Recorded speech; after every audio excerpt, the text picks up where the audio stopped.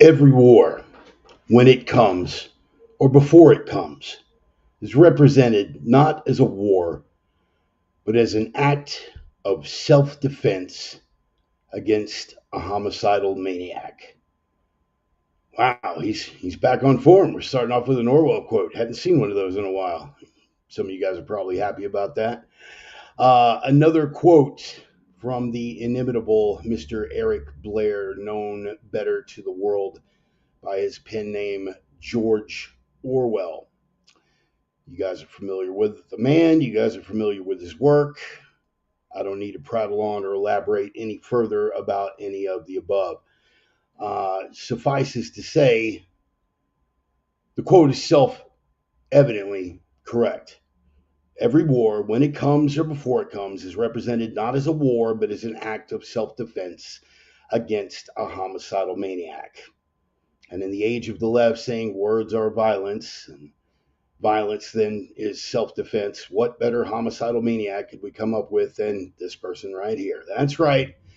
Darth Cheeto, Mango Mussolini, the Mango Menace, Sweet Potato Hitler, a million and one different nicknames for the man, but the rhetoric is always the same. He is a fascist, and therefore anything that is done against him or his crew or any of his followers or even someone who is tangentially not hateful towards the man is an act of self defense against fascism. It just never stops. And on the basis of this, one can justify just about anything.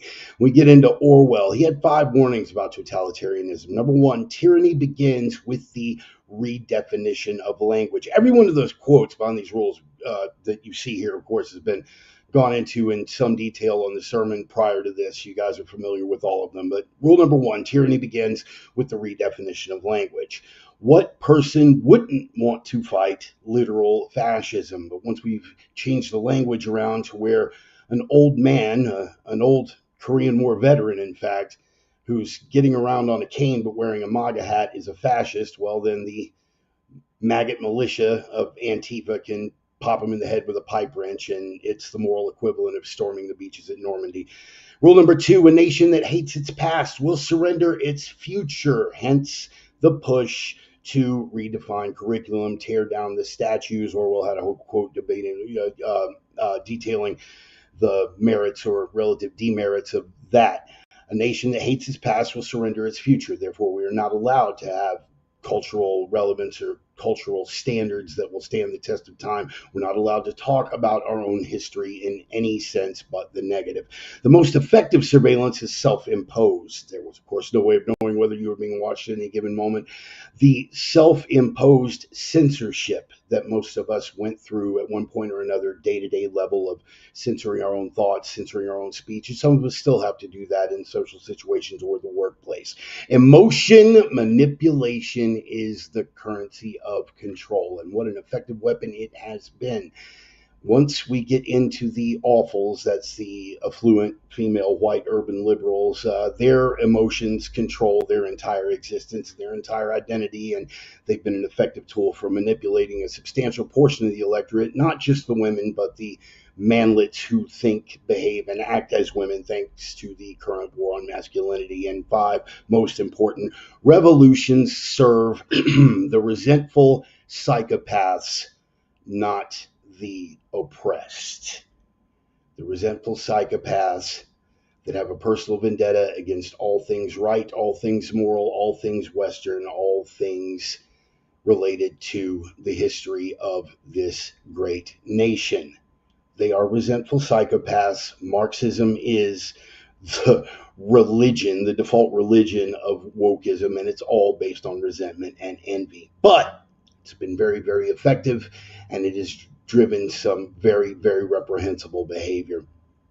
Assassination culture spreading on the left. We've gone into it before. The guy on the right there, Luigi Mangione, the guy that shot the healthcare executive in the left, made a hero out of him. That story, or rather that study, is the NCRI Assassination Culture Study from Rutgers University. I'll be giving you some details on that if you want to look into it further to get the specifics on it, and you should.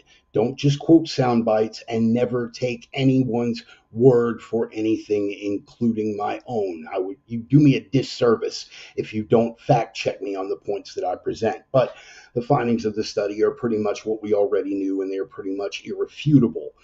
That manipulation, that emotional manipulation and the control of language has driven the upsurge in violence on the left. A team, for lack of a better word, that was always driven by hate, spite, and violence has given way to more violence. And we can't deny the evidence of our own eyes and ears. It's this mentality that drove the keying of Teslas, the chasing and stalking and road rage incidents against Tesla drivers, the fire bombings of Tesla dealerships. It is this mentality that drove not one, but two assassination attempts on the Mango Menace himself, one of which was damn near successful. And most recently, it has driven the public assassination of Charlie Kirk. The celebration that followed drove home the point. But it's not a phenomenon that's on the fringes. This is Jay Jones. He is running for Attorney General in Virginia right now. He just got outed over text that he made saying quite literally that he wanted to see his opponent dead.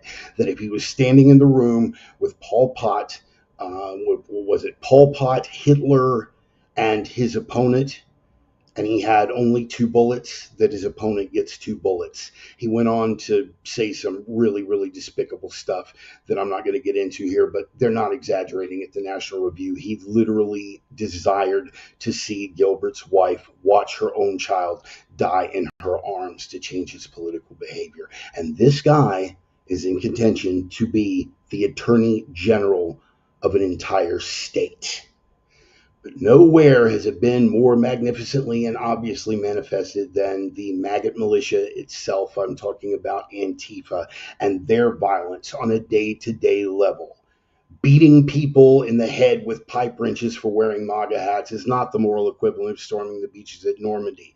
While masquerading as some benevolent anti-fascist force, they have justified horrible beatings in public, men, women, and, in fact, on one occasion, children. This is Rose City Antifa, the chapter in Portland. Now, keep in mind, they're, of course, not an organization. They're an idea. That's why they have, well, chapter merchandise, and they're all decked out in individual uniforms for their particular chapter. But remember, guys, it's not a real organization. And even if they were an organization, the idea, it's right there in the name, is to smash fascism. Yeah, fascism. Again, we get back to Orwell and the control of language.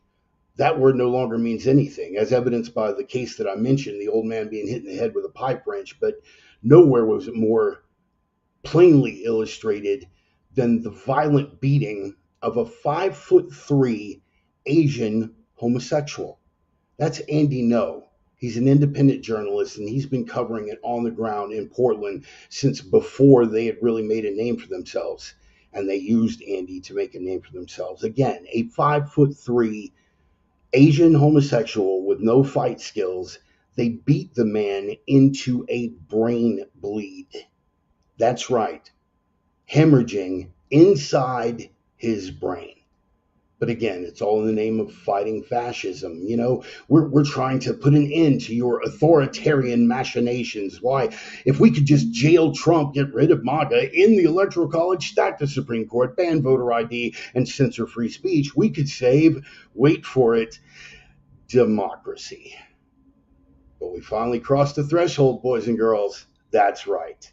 We finally pushed it too far. It began with a crackdown and a pushback, American citizens taking to the streets to meet Antifa on the battlefield. But oh boy, oh boy, oh boy, the developments that have come over the course of the last couple of weeks. That's right. Darth Cheeto has declared Antifa a federally recognized terrorist organization. The stakes just got raised and the bar just got lowered, boys and girls. It's about to get interesting. To quote a little Middle Ages philosophy, thou hast fornicated about, and thusly hast thou discovered. I mean, look, we can see it going on all over the world, and particularly in Europe. It's real easy to get blackpilled, particularly over the last 4 years. It looked to a lot of people like the battle was lost, and that's what this entire thing is about, is demoralizing people. And it was largely successful. But let's take a look overseas. This is Viktor Orban in Hungary, taking it back for what the people really want, the cultural soul of the European people. That's Viktor Orban in Hungary. This is Geert Wilders in the Netherlands. We could get it to click over. There she goes. Geert Wilders in the Netherlands carrying it again. The AFD in Germany did not pull up the picture, but they are pulling huge numbers in the polls, and all sorts of default mechanisms are being put in place to stop them. Nothing can stop an idea whose time has come. And it's not just the boys and girls. No, this is Marine Le Pen in France. Isn't she lovely? Kicking the commies' ass. It's a beautiful thing watching the European people find their own soul. Now, you could take issue with Nigel Farage. I mean, admittedly, he is slipping a bit in his old age, making some concessions that long ago he probably never would have made, but that long ago they weren't making any progress. And let's not forget to take a minute to thank Almighty God for the presence of this man in the UK, Tommy Robinson, a legit political prisoner and a legit political hero for the soul of the British people. He stood up by himself with everything to lose, and he lost it, all for his love of the blood and cultural soul of the British people. We should and we do thank God for this man. But it's not just a European phenomenon anymore. No, the mentality isn't something that's relegated to that European state of mind. The idea of cultural autonomy, of cultural self-defense, cultural self-determination crosses all thresholds, and it manifested this week in Japan. That is Sanae Takaichi, who just became top dog in Japan. Why? Because they were starting to get the scarcest of footholds to try to flood Japan as they flooded Europe. That's right. Diversity is a great thing as long as it's going the other direction. They went to flood Japan with migrants, and it did not take. The minute it gained a toehold, the backlash was immediate, swift, and severe. Keep in mind, the soul of the Japanese people is not to be trifled with. This, by the way, is Atoya Yamaguchi Day. On this day in 1960, this man took out the leader of the Socialist Party of Japan on live television with a samurai sword. You can find it online, and it's definitely worth a watch. Communism never had a chance to take root in any meaningful way in Germany, and thanks to Sanae Takaichi, neither will the immigration flood from the third world. They will not have their culture corrupted, and no discussion on this phenomenon would be complete without the mention of hang on, guys, I gotta take a drink. Georgia, my Georgia. When it comes to standing for the cultural soul of a people, I have definitely got Georgia on my mind. That's all they could do was call her a fascist. They could not argue with the points that she was making. They cannot argue with the ideology, and they cannot argue with the will of any of the European peoples. But we're not talking about Europe today. We're talking about right here in the United States. The phenomenon is the same.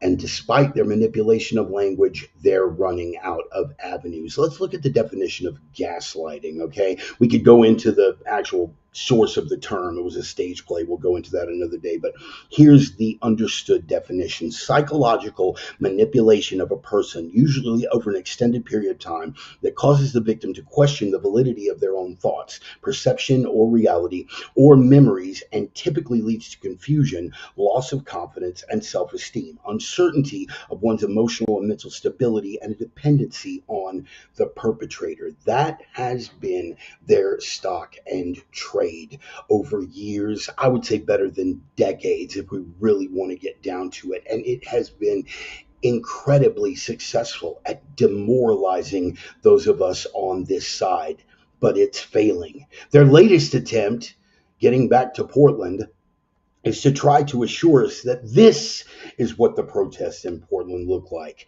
They're trying to build the narrative by shots like this and continuing to push it as a talking point that what's going on in Portland is just a bunch of guys in unicorn and T-Rex costumes peacefully protesting and being set upon by those meanie weenies at ICE and the people that are there to protect the federal building. That's right.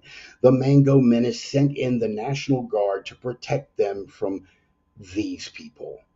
That's what they'd have you believe. And if that were the case, it would indeed be completely unjustifiable. But the reality on the ground is very, very different. And they are taking great pains not to show you the attacks that are they're being carried out against the federal facilities there in Portland. It's night after night, and it's even affecting their own residents. And the Portland police have been ordered not only to stand down, but to collect criminal files, not on the demonstrators, but on the ICE agents themselves. That's right. There's no recompense against the machine when the enforcement of those laws is being carried out by people who themselves are the machine. The gaslighting doesn't work anymore. We see the attacks against the ICE facilities. We see the police acting in favor of the maggot militia.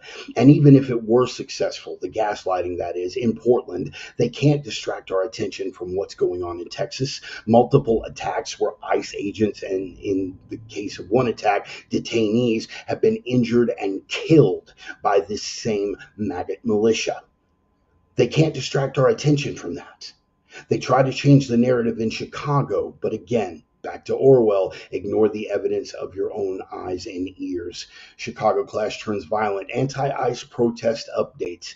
They are taking it to the streets, boys and girls. Now, clearly, violence on the ground is nothing in Chicago. They average 30, 40 shootings every single weekend, but this is a little more directed.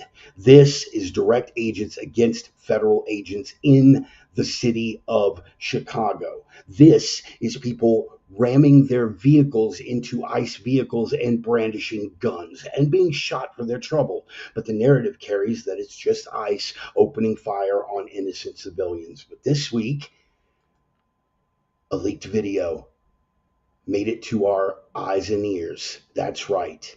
Chicago police getting distress calls that ICE were pinned down, under attack, and being fired on, gave instructions to officers not to respond and not to assist. If this isn't open rebellion, I don't know what is. Now, at the end of the day, what they're counting on is just to wait us out, that we're going to lose our will to fight. Because, like we saw in the COVID epidemic, all people really want is just to get back to normal. And they're willing to do whatever it takes to just get us back to normal. But if they're counting on the orange man giving up, and if they're counting on the resolve of American conservatives and American patriots to falter in the face of this open rebellion, they're going to be waiting a long, long time. If their solution is just to return to normalcy, I would remind them of another Orwell quote. The quickest way of ending a war is to lose it. If they double down here on the brink of actual civil war, here in the United States, here in the year 2025, they had better hope their resolve is deeper than the evidence would indicate. They had better hope, for the sake of themselves and those that they love. I'm talking, of course, about the criminal class. I'm talking, of course, about communists. I'm talking, of course, about illegals. I'm talking, of course, about people that want to see the unraveling of the West. They had better hope that these false gods that they bow before are prepared to come through with aid like they've never fathomed. They had better hope against all hope that the narrative that they've chosen to believe is correct and that the world really is behind them. The evidence would indicate otherwise. And regardless, we aren't going anywhere.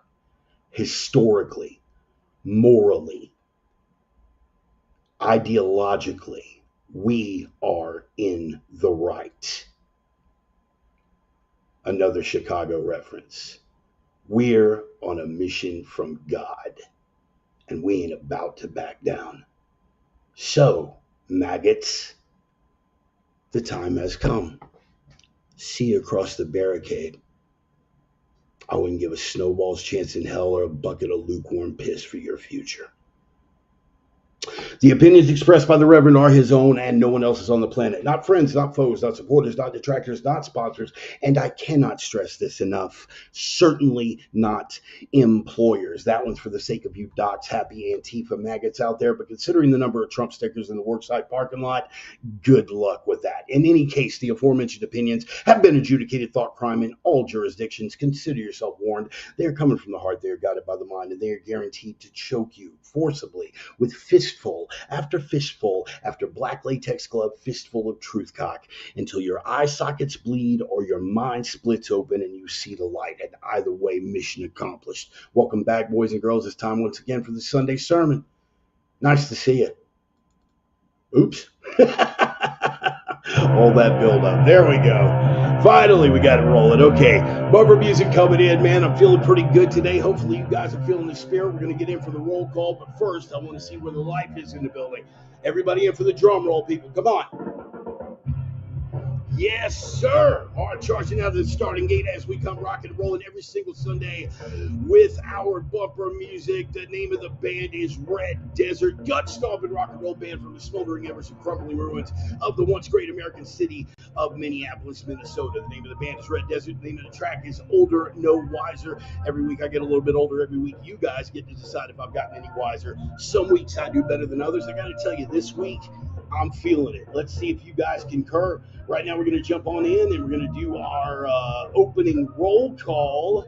Dennis Weimer taking the gold, OG, Reverence Ranger, and Prophet of Doom, going all the way back to the early 90s. And yes, bro, you're here 2 hours early. You really got to get out more, brother. Miss Charlie showed up early. Nice to see you, sweetheart. Astralize, that's actually Roman, by the way. Apparently, he had to kick down to another account. But if Roman is there, that means that Carrie, his lovely wife, is waiting in the wings somewhere. The early crew has shown up and shown out. There is brother Ryan Jenkins. Might miss the beginning as I will be in the safety meeting. Hopefully you all are doing well. Brother, that's cool, man. Safety meetings are important. Where would we be without them? That's a thing, man. It's a historical animosity. Something about crane operators and safety guys. We just got it's like Hatfields, McCoys, dogs, and cats. We're just natural enemies, man. I don't know how that works out. I think there's probably some historical precedent for that. In any case, we got brother Joel showing up from the Midwest, right by the river. Okay, now Roman's back to his regular account. Deacon Mark on board. How you doing, brother? Hopefully sitting out on the back porch with his lovely wife Ida, sipping some adult sodas and some smokable consumables. I could go for a cigarette myself right about now, but I'm in a non-smoking room. Although this is the darndest thing, they actually have smoking rooms available in this town. Wild, man. I would have thought the years for that had long passed. But apparently I was wrong. Let's see, man. There he is, the man himself, the mighty, mighty Bonsa. Hope all the Rangers are doing well, man. OG Reverence Ranger himself, dating all the way back to the MMA days. My long-lost sister, but how can the government leave me alone? I wouldn't hold my breath waiting for that, sis, but I'm glad you made it out, man. I'm glad you made it out. Who's the current most famous totalitarian? Pol Pot? I'm going to have to go with most famous. I'm still going to have to go with Uncle Joe, man. I'm going to roll with Stalin. I could be wrong on that, but we'll see. Brother Jude on the road back from Bratva. Good, man. I know there was a whole lot of learning that was done up there this weekend. And again, sorry I could not make it out. There's a whole lot of things I'm going to be missing out on so I can get everything in the pipeline and lined out to be ready to come kicking and screaming into next year. What is that? Didn't I hear? Yeah, Jimmy Kimmel says Antifa doesn't exist. Oh, well, not just Jimmy Kimmel, man. What's the California guy? The California guy used to be like 400 pounds, and now he's back to a svelte 250. He shat himself in the middle of a press conference. You know the guy that I'm talking about. He runs with Pelosi. I don't know why I'm drawing a blank right now, but you guys already know. Brett, hey, you're late, man, but you made it. I'm glad that you're here, brother. I'm always happy when everybody shows up. This is another one of the usual suspects, the Sultan of Sarcasm himself, Brother Joey. Glad you made it out. Yeah, man. Looks like we got everybody in line and on point. Roman, why do you hate brown people? Oh man, but who is it, man? You guys know, you know who I'm talking about. The California fat man. He was one of the big gang with Pelosi and her cohorts. Why am I drawing a blank right now? It's I guess the head trauma must be catching up with me, over the years or whatever it is. But in any case, you guys know that's the popular sentiment, isn't it? And people have been caught. We had one guy, fella from Illinois. No, honey, no. Chris Christie's New Jersey. This is a California fella. You know what? I'm just going to do this. Fat man, Senate, Pelosi, Powell. There we go. That's a hell of a thing for. No, now it's just pulling up the stuff about the hammer attack on her husband. But anyway, guys, you guys know it'll come to me. Nadler. That's what he. Yeah, thank you. Yes, Dennis Nadler. Like just popped into my head. Yes, Jerry Nadler. Yeah, he insists. Behind the wheel. Hey, brother. Yeah. Keep your hands on the wheel and your eyes on the road, brother. You can listen. Trust me. If you got the volume at a relative level, you'll be able to hear me from another zip code. So you're going to be just fine, brother Bill. I hope you guys had a very pleasant time up there. I know a lot of learning was done up there at the Brockbot gathering, and I hated to miss it. A lot of stuff, man. A lot of stuff. We'll go ahead and fade out the bumper music, and we'll get the outro music queued up. So that one is in the pipeline when we reach the end of this rant and rave session. But I'm happy that everybody's on board, guys.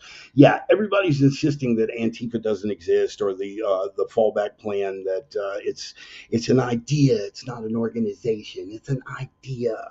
And that idea is a good idea. We're fighting fascism, right? I mean, like, yeah, this. If you took a look at this photo right here, this is Rose City Antifa out of Portland, Oregon. You take a look at that, and yeah, we're all together in matching T-shirts and matching face masks and matching flags and matching banners. I mean, obviously that would indicate to me that y'all certainly don't exist at all, and certainly don't exist as an organization. No, it's just an idea, and that idea just happens to have funding and sign producers and merchandise merchants and people doing gear for your cause. Yeah, totally. It's just an idea, and that idea is a noble idea too. Fighting fascism. Isn't that what World War II was about? We were fighting fascism, and again, we get back to the word games that Orwell warned us about, and that is the thing, man. It's the essence of the language. They try to talk us into believing that this is all self-defense. All of the things that are going on in Chicago and Portland, it's all self-defense. No. It's not. It's not a matter of federal overreaches. We're going to get into all that. I've got bullet points like tagged for every one of these things, and you guys saw the leader. Let's get the sponsor shout outs out of the way real quick, and then we'll jump into this thing. First of all, got to give a shout out to Roman, one of my oldest and dearest friends over at opiumtales.com. We go all the way back to 1988, which is before at least a couple of y'all were even born. So, yeah, that's some history. In any case, opiumtales.com, they are the erotic pinups and portraits people, beautiful watercolor work of beautiful naked women, and they're doing short fiction now. Roman is doing short fiction available on Amazon. They are the erotic pinups and portraits people, and don't forget the testosterone-driven commentary. On Planet Bart, we call that a trifecta. That's right, man. He is ahead of the curve. He is kicking ass and taking names over at Substack.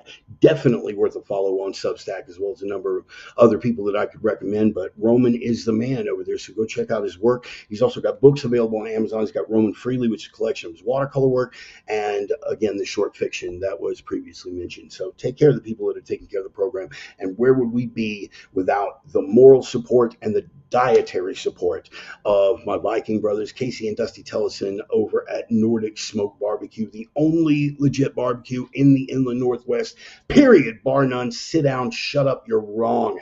They're it. They're the only game in town. Dusty, the pitmaster over there, the Viking Longship, their big smoker trailer, is sailing the asphalt seas. They are doing catering gigs, and they are getting geared up to do those holiday birds. So this will be the 14th year that Nordic Smoke has handled the holiday bird for the Bart Bunker, and I am looking forward to carrying on that great and noble tradition. Casey has now passed the bar. He's a practicing attorney in the city of Spokane, in the county of Spokane and surrounding counties in the state of Washington. I have him on retainer, and if there's any chance that you might wind up in trouble, you should probably have him on retainer too. He's a damn fine lawyer, but beyond that, he's also a damn fine author, and he wrote a book called Freaks of a Feather. It's available on Amazon. Casey Tellison, Casey with a K, K-A-C-Y, Casey Tellison, Freaks of a Feather. It is a combat memoir that began as a suicide note. That should be all the lead I should ever need to give it. So pick up the book if you haven't already. Take care of the people who are taking care of me and who are taking care of the program, if for no other reason than they are like minds and kindred spirits. And I mean that. At the end of every program, when I'm talking about, hey, we got to take care of ourselves, we got to take care of each other, never has that been more important than now, because it's evident, brother. It's evident. And we may be the cultural winners right now, shall we say. But we all know that that can turn on a dime. Some of us are already deviating from the program, which is good. I think that it's right and positive to have those debates, but we cannot afford to lose the momentum. And if, God forbid, the lunatic left ever get their hands back on the switch, you're going to see outright vengeance. It's what we got to see during the 4 years of the Biden handler administration, Obama's third term. We got to see it to a degree. But what is going to happen if they get their hands back on the switch of power again is going to be outright vengeance. They're making no apologies for it. They're making no excuses for it. You have a guy who literally texted that he wanted to see his opponent shot in front of his kids, right? Now, do I make comments? Yeah, like when I say that Nordic Smoke Barbecue is beat up a stranger in front of his kids, good. I'll when I say see you across the barricades, that kind of stuff. Certainly. Is that violent rhetoric, depending on definition? But you know what? For the sake of discussion, I'll own it. I, however, am not running for Attorney General in a major East Coast state. Okay, I am not in contention to be the top law enforcement officer of a state.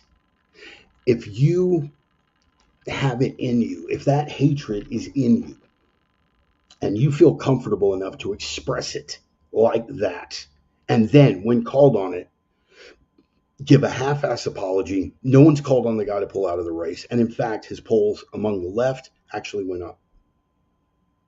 All right?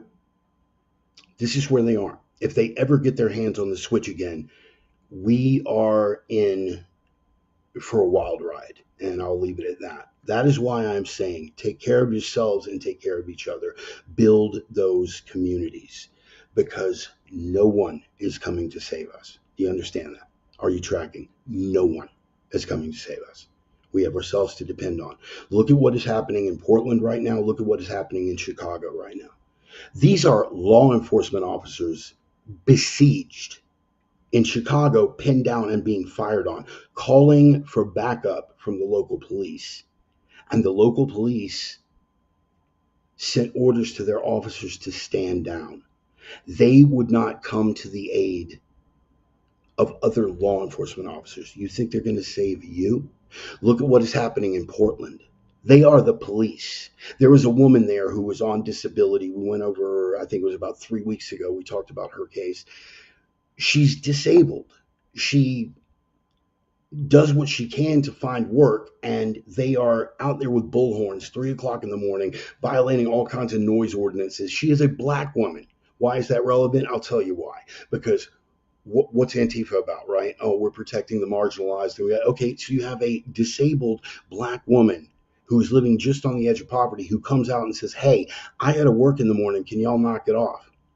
Not only did they laugh and put the bullhorn in her face and everything, she filed complaints with the police officers. The police officers did not make any arrests. When she filed directly with the courts, when she filed directly with the city refused to enforce their own noise ordinance. Now, I guarantee you, if I got out there reading Bible verses at the same decibel level at the same hour, I would be marched away in zip ties. You and I both know that, okay?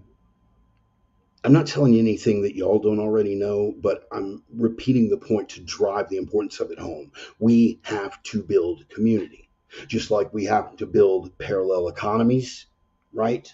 We have to build parallel cultures now, because we are truly standing on the brink of civil war. And we're going to get into that a little bit later on in the program.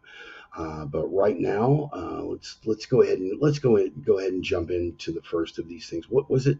Only 7%, Brett. Only 7% of Dems thought him calling for him and his kids to be shot to be disqualifying for him to be Attorney General. That means that 93% think that it was fine. This was an actual poll. Yes, it was. And for those doubters, I would urge them to look it up.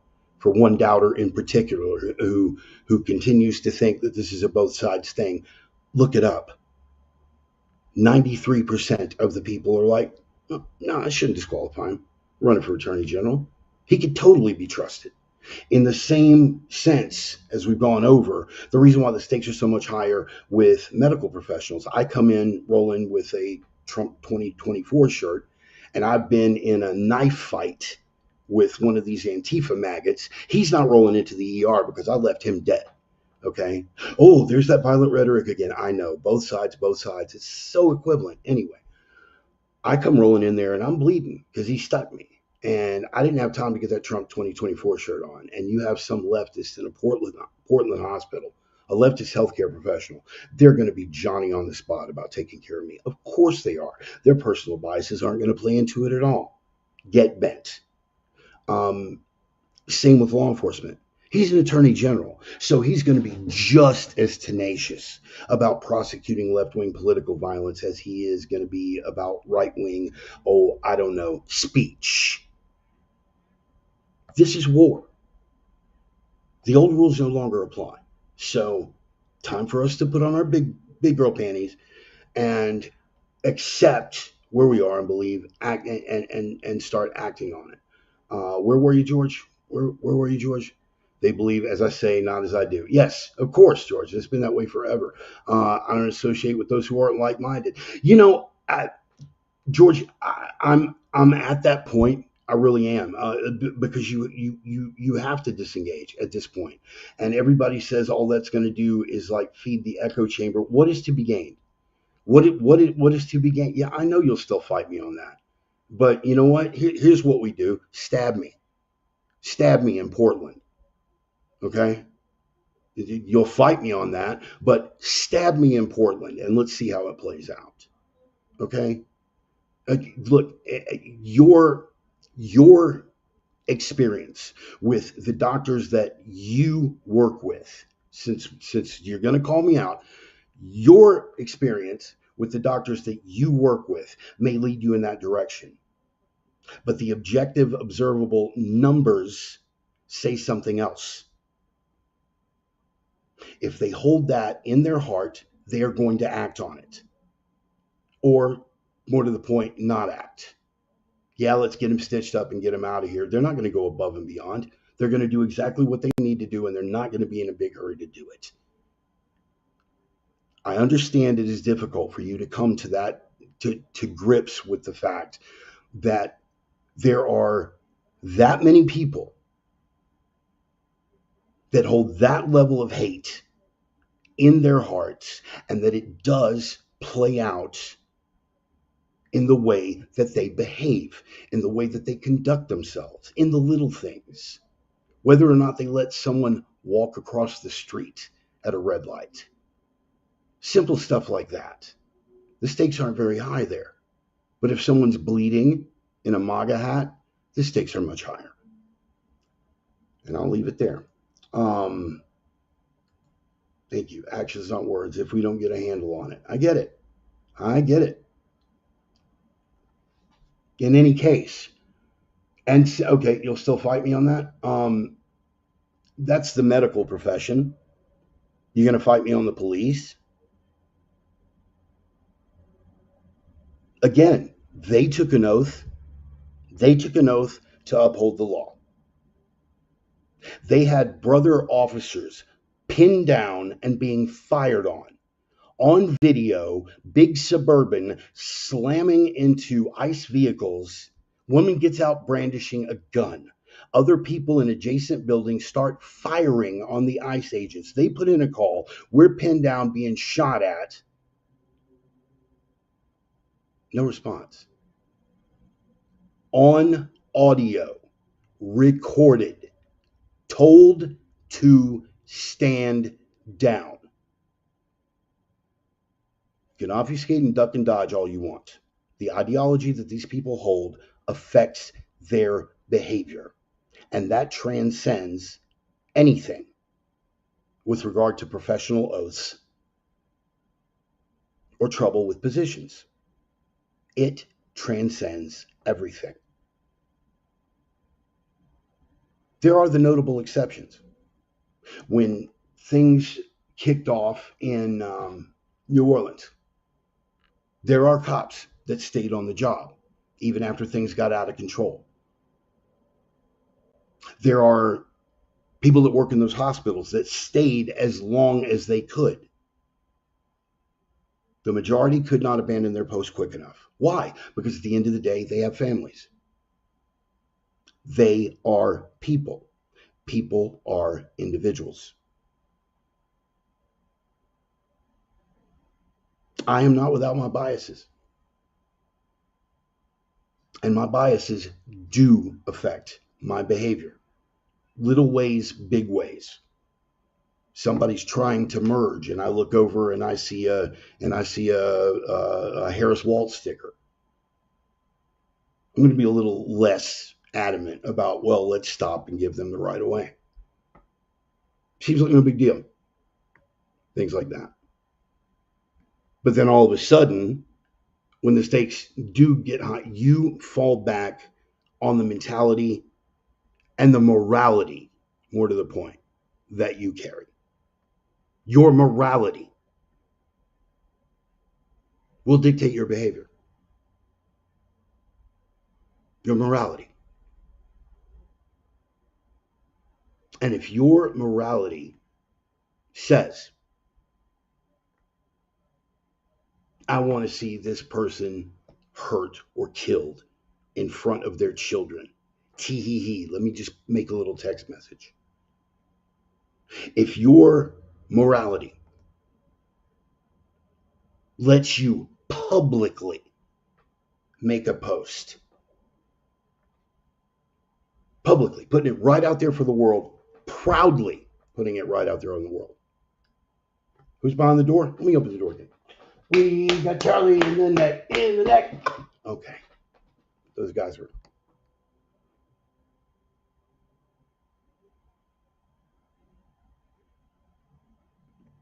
Now, I'll give you this. You did make an excellent point that it did come to it because a whole lot of people were held to account. That could send the message that, well, in healthcare, we don't tolerate that. Well, they didn't tolerate it because it was public. Before that day, they might not have known that this person carried that hate in their heart.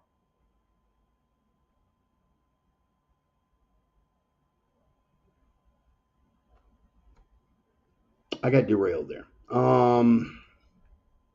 If you want to see where it goes from here, just look at the UK 5 to 7 years into our future. Absolutely. And again, ignore the evidence of your own eyes and ears if you want. Some of us are going to continue to live in the real world. And that's fine. Doesn't mean we got to hate anybody. Doesn't mean we got to, push people off to the side, but we're just not going to act as if a thing isn't a thing when we can clearly see the thing. Again, what was the word? What was the word? Yeah. You're crazy if you think that. You're crazy if you think people really feel that way, if you think people would really act like that, if you think people really carry that kind of hate in their heart. How are you going to argue with the numbers? The guy comes out texting that he wants to see his opponent killed in front of his, wants his children to suffer, that his children are little fascists. And among his electorate, his polls goes up. His polls go up.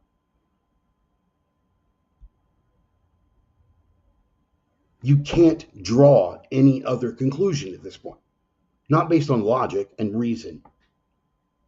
But you want to lean on emotion? Go ahead. Vaya con Dios. It's great.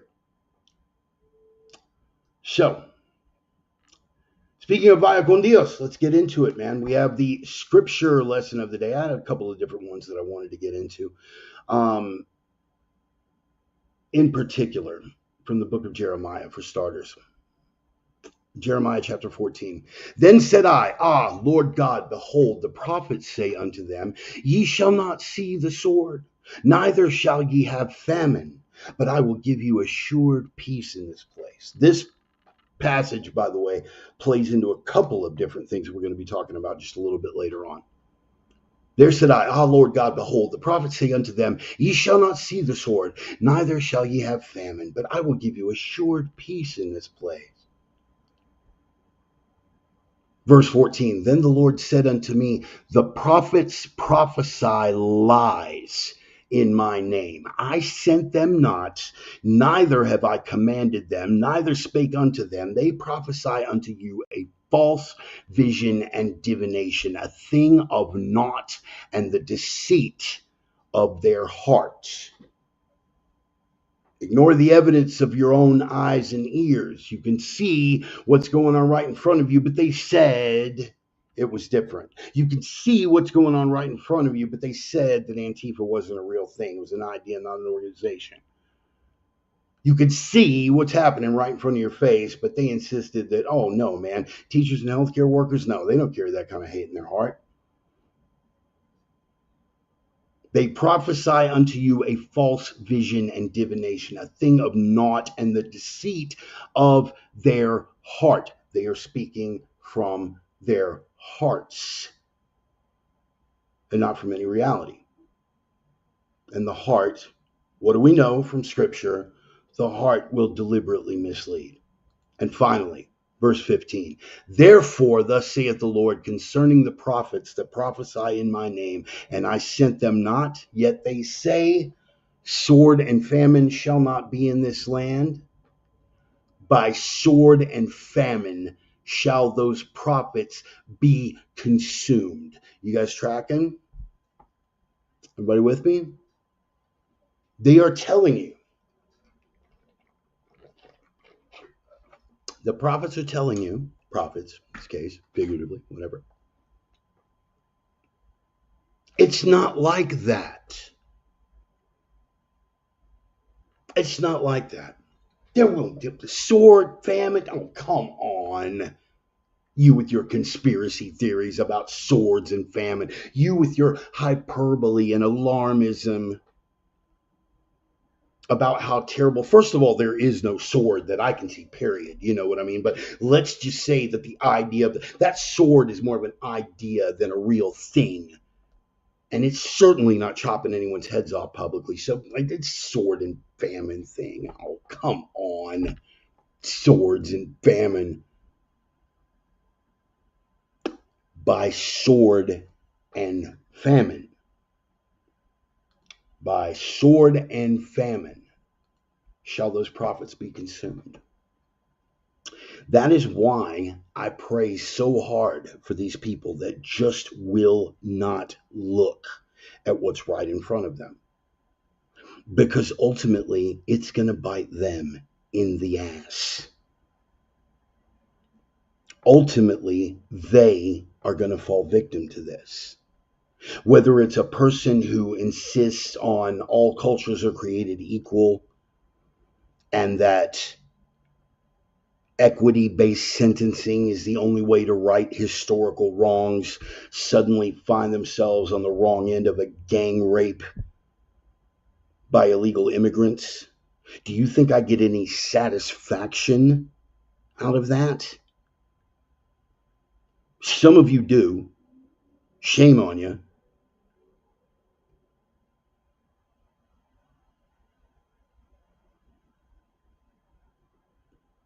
But they insist that sword and famine, it's not a thing. By sword and famine shall they be consumed. What they wish for, I got another, those same magic three words, queers for Palestine. You want the downfall of the West because Western civilization oppresses you, so you want to see it fall. Well, good on you, Sparky. Let me know how that works out when you're under Sharia law. Because that Queers for Palestine shirt is not going to save you.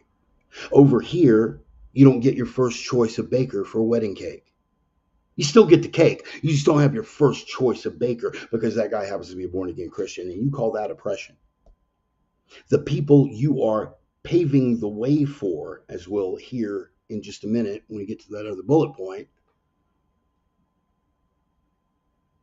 are going to chop off your head publicly, throw you off of a building publicly. But goody, we're all just one big happy team. Cis, white, hetero patriarchy against all our rainbow coalition of people that love them. Bad Western, bad. They insist that there will be no sword and famine in our time. It's all one big happy, loving. By sword and famine will they be consumed. I pray that they come to their senses. I understand wanting to make the world a better place. I also am realistic about what happens under communist regimes. Oh, yeah, that wasn't real communism, bro. It'll totally work this time, dude. No, it won't.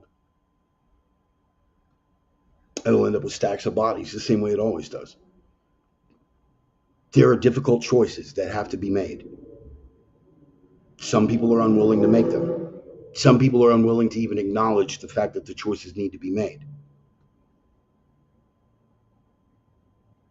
That falls upon us to step up and make those choices on their behalf. And they'll hate us for it, regardless. In their eyes, we will always be bad people. No matter what, we will always be bad people, regardless, for holding that loathsome ideology.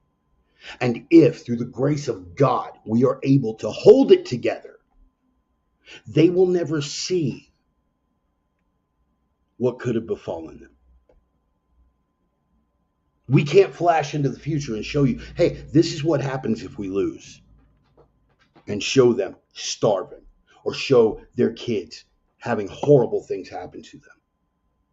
Show their kids being raped by these same horrible people. No hate, no fear. Refugees are welcome here.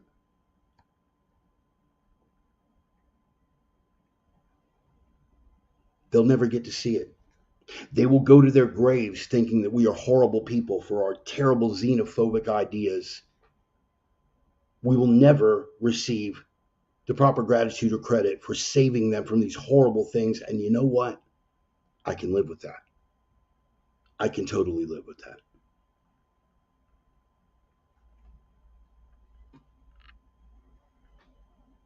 Those choices have to be made, and they have to be made now. Because we are standing on the brink, and we're going to get more into it. Like I said, scripture passage number 2, and I wanted to get into this from the book of Isaiah. And again, this deals with how they have been separated. The grace of God versus what we see happening around us. The book of Isaiah, chapter 59.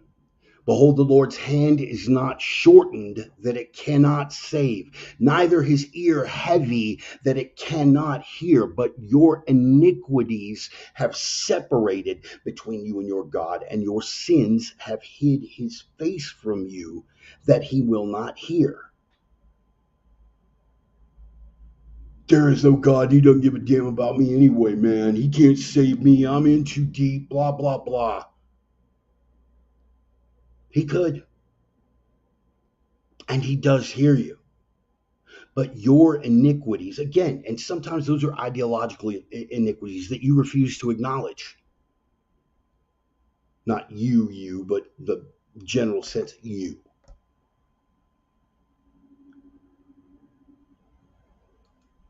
Verse 3, for your hands are defiled with blood, and your fingers with iniquity. Your lips have spoken lies. Your tongue hath muttered perverseness. You think yourself a virtuous person, but you were up to your necks in degeneracy.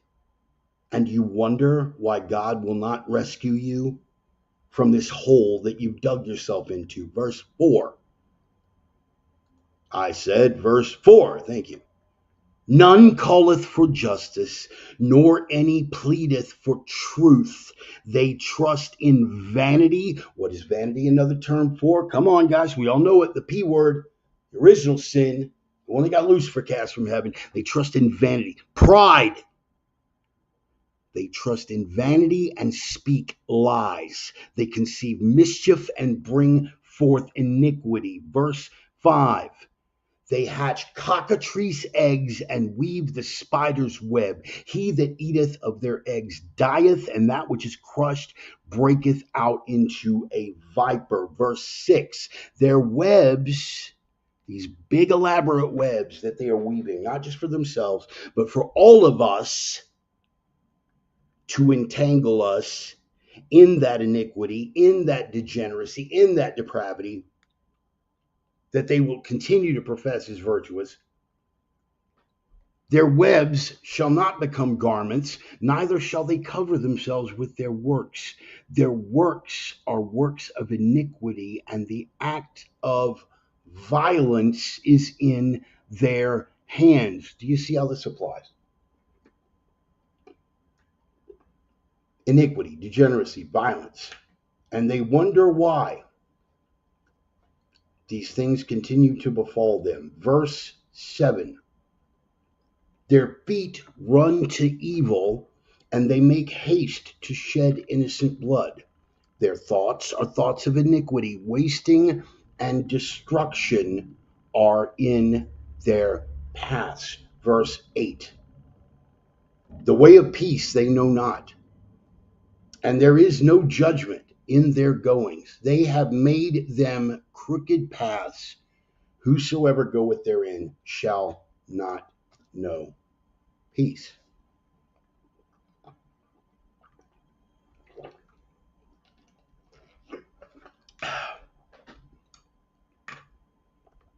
So what have we arrived at, boys and girls?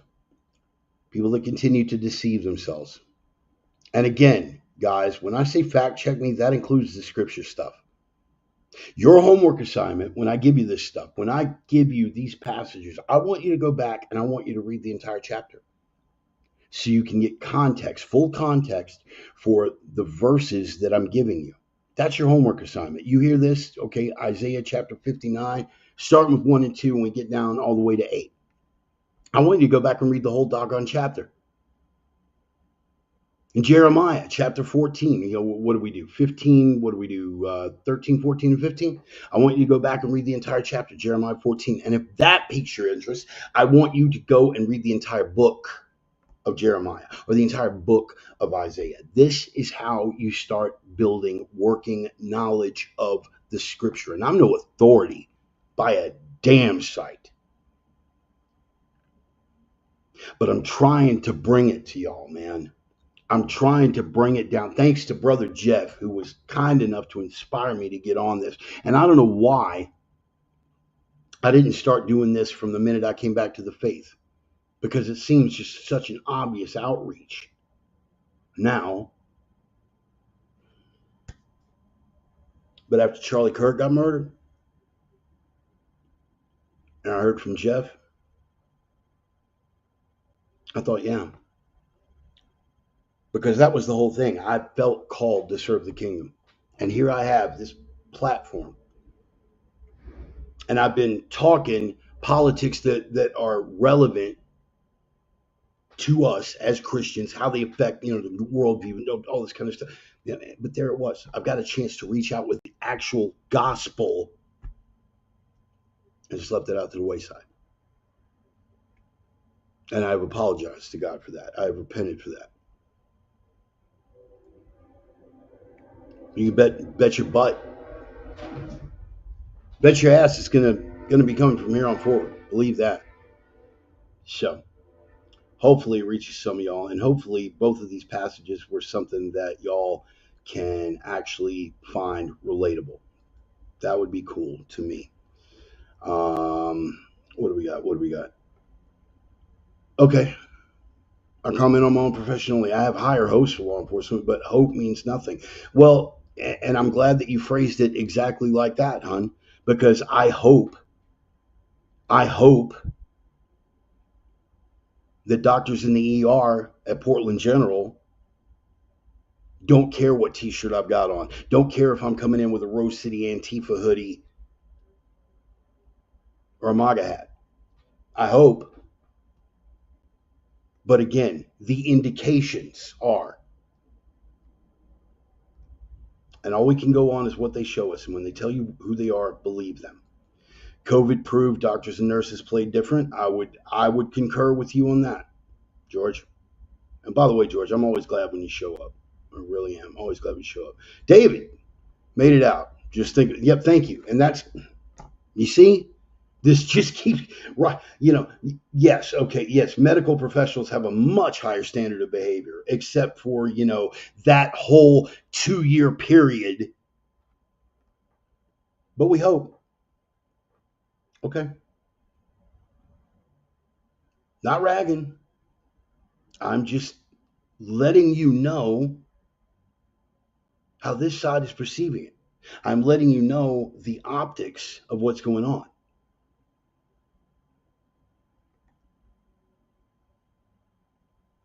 JT, Brother Roman, Brother Dennis. Good to see you, JT. Good to see you, JT. What is that, Joel? I really should read the book of the Bible at my namesake. Yes, you should. You should. For that reason, if no other thing, Brother Jude. I was up in the book of Jude the other day, and it was just like, I don't know if you guys have gotten much into.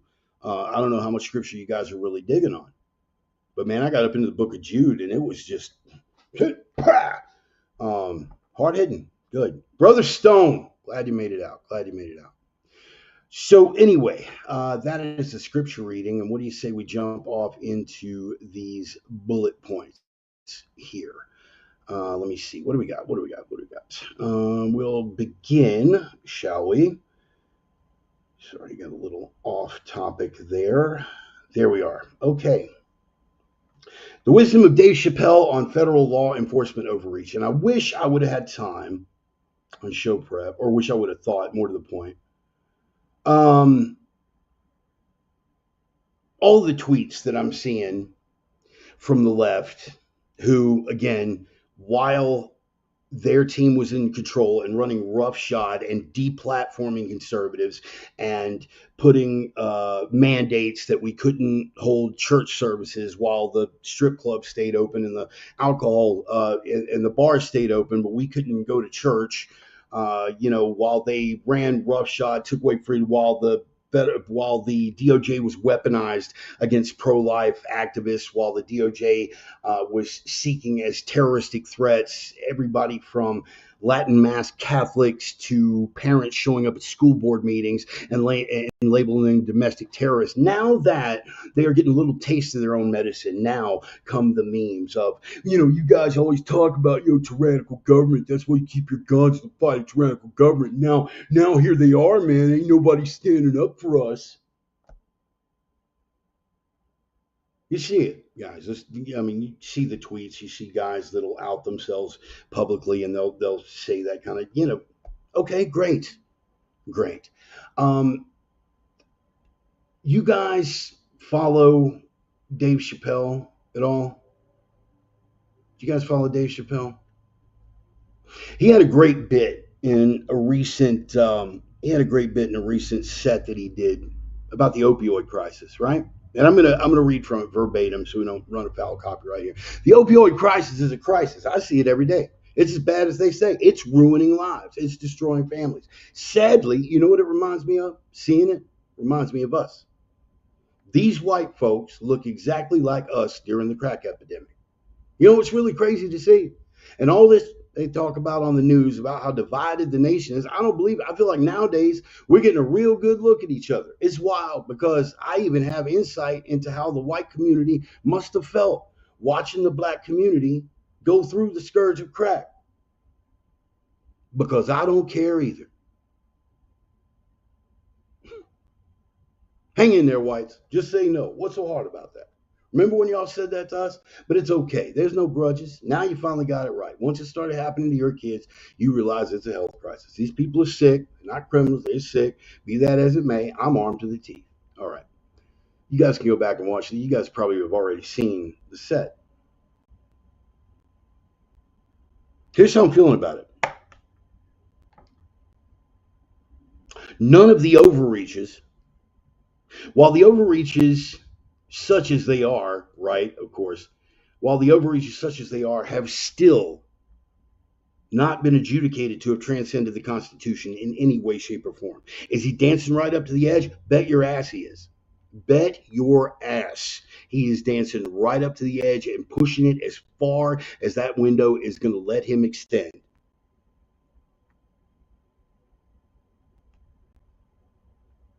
We have the judicial coup going on where every circuit court judge thinks that they can put a stopgap on every single action that's taken, and the Supreme Court keeps handing them back the same thing. You can't interfere here. This is above your pay grade. They keep doing it. Anything to throw something, but nothing has crossed any constitutional lines right now. Definitely pushing the envelope, 100% pushing the envelope, haven't crossed any lines. Not to the point where SCOTUS has shut him down.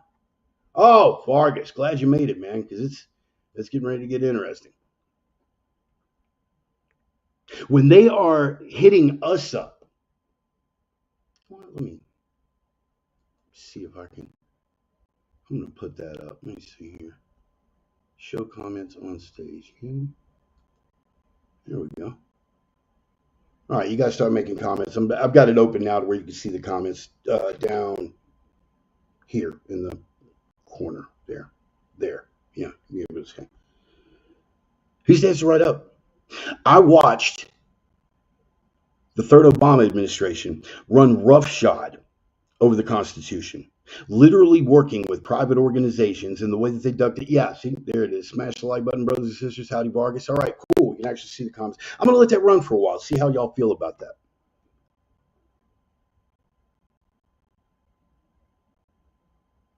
Deplatforming conservatives, working with private organizations. Now, again, they didn't necessarily cross constitutional lines. Why?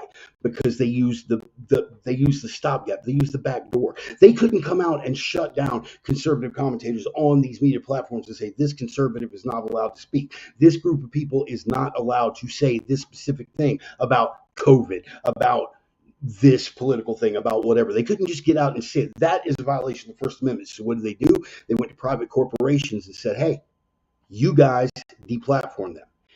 Put pressure on them and actively worked in tandem with them. Documented fact that they worked with these private companies to deplatform conservative individuals, to keep that from being unconstitutional. Gray area. I feel like it was, but it wasn't adjudicated unconstitutional, was it? And they were allowed to do this for 4 effing years. They were allowed to do this. Y'all didn't lift a finger.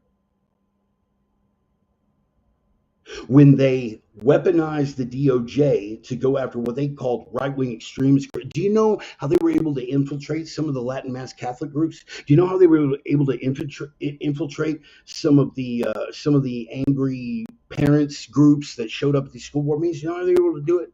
They went to the Southern Poverty Law Center. And I'll let you guys do your own homework on the ADL and the SPLC. They went to the Southern Poverty Law Center, and they had members of the Southern Poverty Law Center work on behalf of the government to infiltrate these groups. Because according to the political ramifications of it, they weren't allowed to infiltrate these groups. So they went to a private organization and had that private organization do that work for them to work around the Constitution. So and y'all, as long as your team was winning, didn't care. So I don't want to hear it. Yes, we are legitimately armed to the teeth out here, Second Amendment advocates, to fight a tyrannical government should, God forbid, it ever come to that. But we're supposed to jump in on your behalf? You're not even being oppressed, bro. We're living in a dictatorship, man. Yeah, it's such a dictatorship. It's such a dictatorship that the other side can shut down the government even though they don't hold the majority in the legislature. What a dictatorship. Dude, they're banning books, bro. Yeah, they're so banned. I can literally do some keyboard clicks here and order them off of Amazon and have them in my hand no later than Thursday. They're so banned. Shut up, first off, with this tyranny. Slippery slope, man. What did you tell us? What did you tell us? Slippery slope is a fallacy, dude. So I don't want to hear it. All the complaints that you have right now are falling on deaf ears, because when we legitimately stepped to you and said, look, dude, the government is being weaponized. The DOJ is being weaponized. You had a pro-life pastor have federal agents armed with machine guns storm into his house at 6 o'clock in the morning with women and kids on premise. Why? Because of a civil misdemeanor case that had been dropped by the jurisdiction in question. His son got shoved by a pro-choice maggot. He stepped in and punches the guy that shoved his son. They filed assault charges, misdemeanor assault charges. Those charges got dismissed. The Merrick Garland DOJ went after this guy, put him in violation of a federal law dealing with protests outside of abortion clinics, which, again, that in and of itself, are we going to talk about First Amendment? Really? You guys are going to talk about First Amendment. Spare me. When it comes to these so-called overreaches, A, you're going to have to tighten up your definition of what constitutes an overreach. And B, in all honesty, I don't care. I don't care.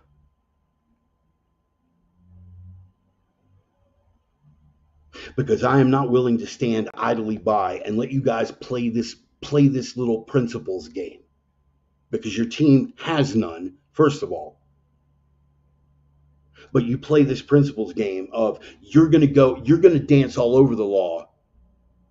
And then when you start to get a taste of your own medicine, you'll go, oh, dude, man, you're not a real libertarian. If you feel that way about it, bro, if you won't stand up for this, you're not a real libertarian. Oh, what? You won't stand up for Kilmar Abrego Garcia, dude? You're not a real Christian. Oh, I'm not a real Christian. Well, good thing you don't believe in any of that. Good thing you're not the one to be dictating that, because literally just 3 minutes ago you were telling me that it was all fairy tales, that it was all Abrahamic fairy tales. So I'm glad you don't believe in it. That way I can completely disregard your opinion on whether or not it makes me a good Christian. Our nation, our people. Dude, what do you mean by our people? You know exactly what I mean by our people. I am talking about American citizens. I am talking about citizens of the United States of America. I am talking about our nation. I am talking about our people. I am talking about our culture. You don't have any culture, bro. All right, cool, man. Yeah, right. 250 years of carving a civilization out of a savage land. Yeah, we have no culture at all. No, in fact, we're so bereft of culture that you guys are trying to destroy it. That's how much you hate the culture that we don't have. Spare me. I'm not prepared to stand idly by and watch these guys do this. I'm not touching you. I'm not touching you. I'm not stepping on the Constitution. I'm just keeping my foot like right on top of it, but I'm not stepping on it. You're a child, man. Knock it off. Enough. You cared not one whit for any constitutional issue. And now that the Mango Menace is in office, you guys, throwing a hissy fit, baseless. You guys are prepared to drag the nation into a war. Do you understand that? You guys are prepared to drag this nation into an unnecessary war. Thank you, Joel. Thank you. That's beautiful. Bacteria is cultured too. Yeah, the No Kings rally. Yeah. Yep. No Kings. I mean, except for that whole we'll let you shut us up in our houses for 2 years.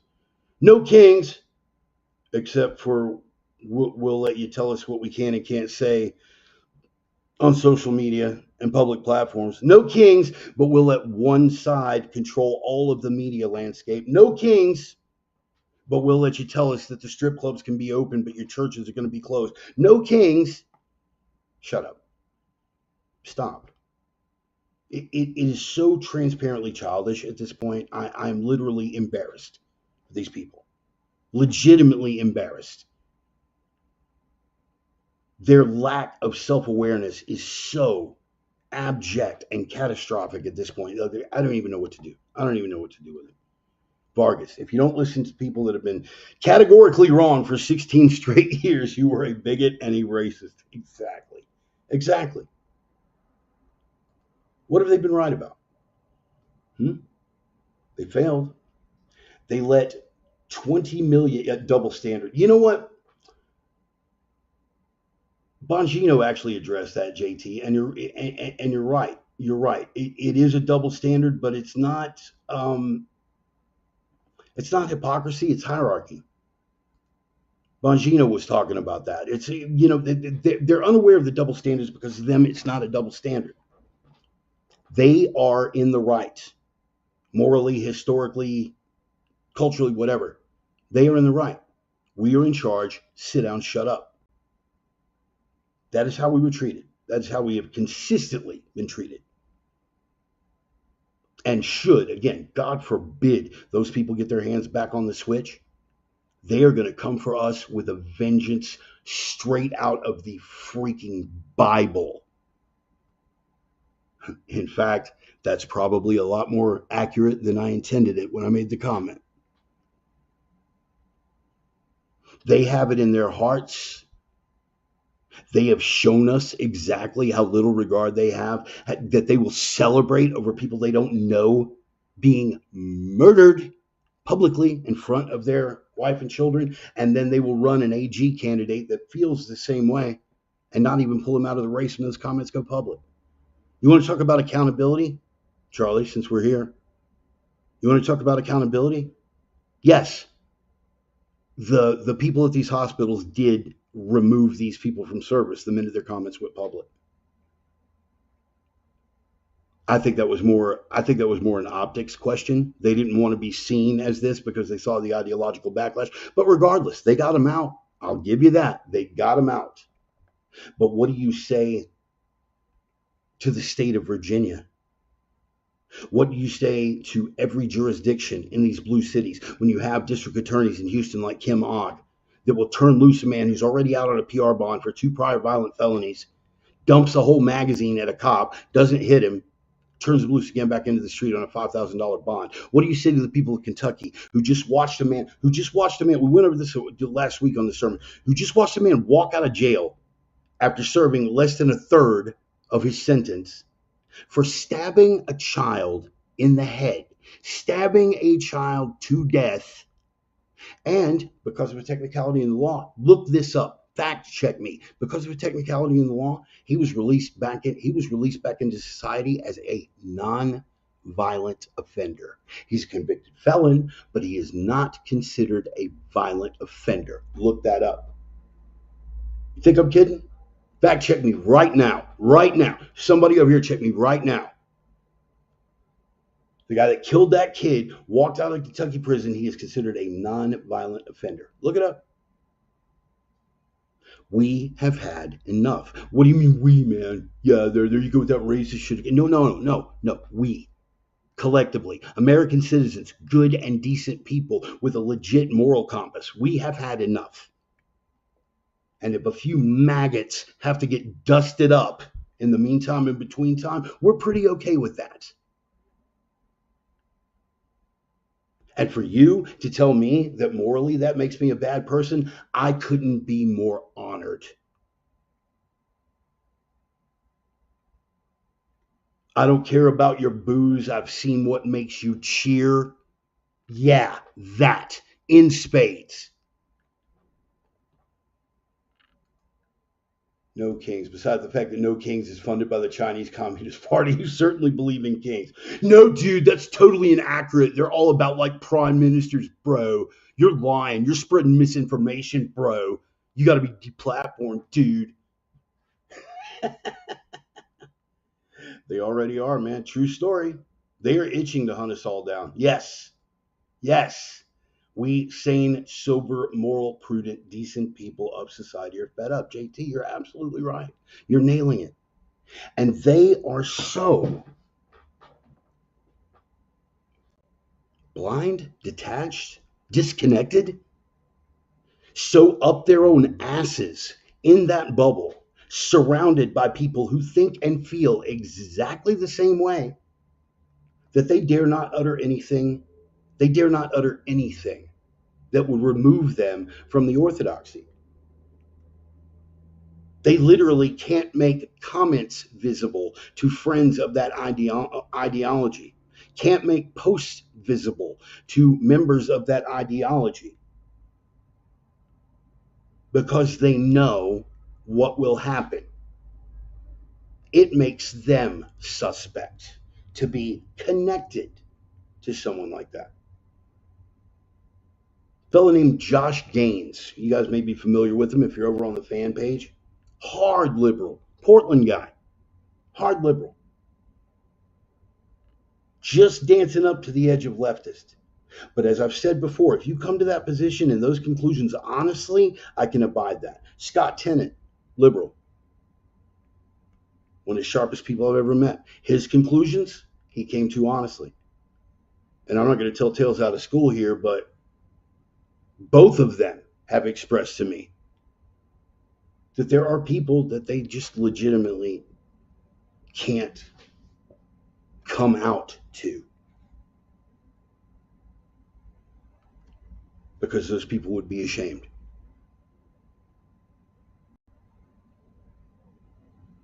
Ashamed.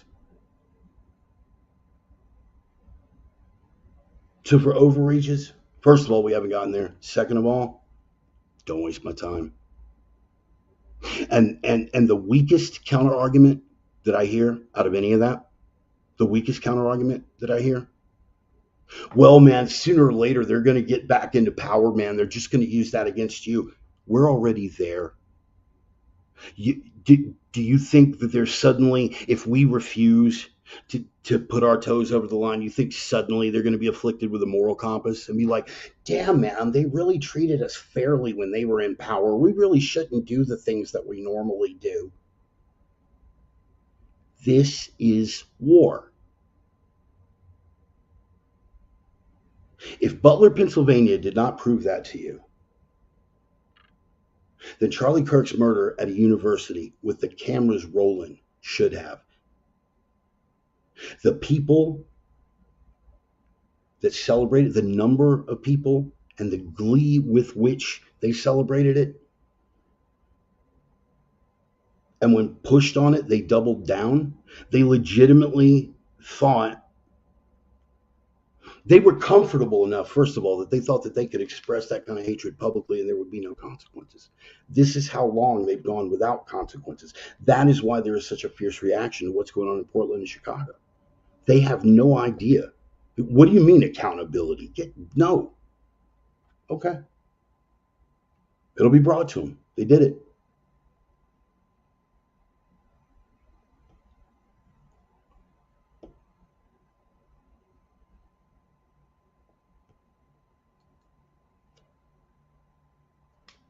right?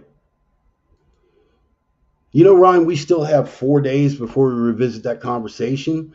But since you brought it, I'm going to say that there are a half dozen and counting drug out of the streets, drug out of the mob, drug having to put down their Molotov cocktails and being charged federally for the first time. And that's just the start.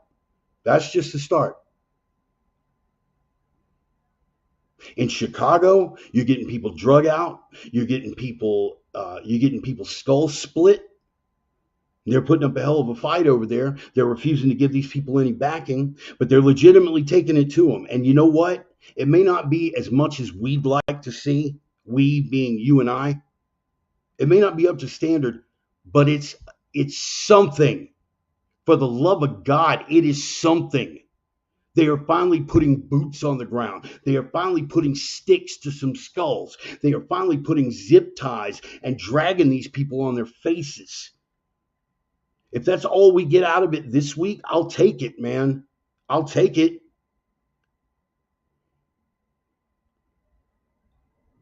I'll be the first to tell you. I'd love to see a lot more teeth being spit out. I will be the first to tell you. I'd love to see a lot more people getting their jaws broke and their skulls cracked.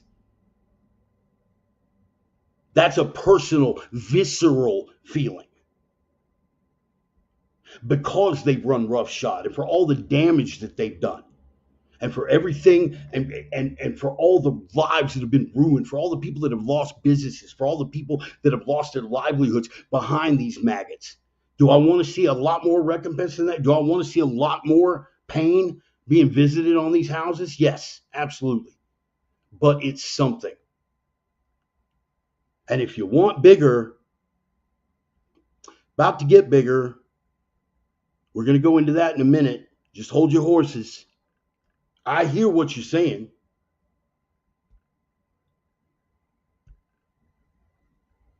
If this is where it ends, then it is not enough.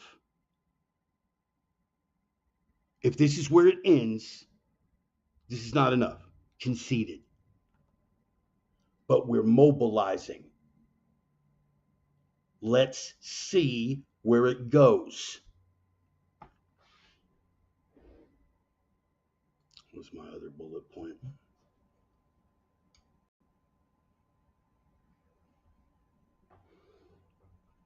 So that's bullet point number 2. Bullet point number 3.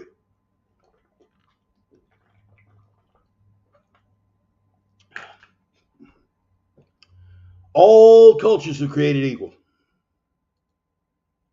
Right? That's a mantra on the left.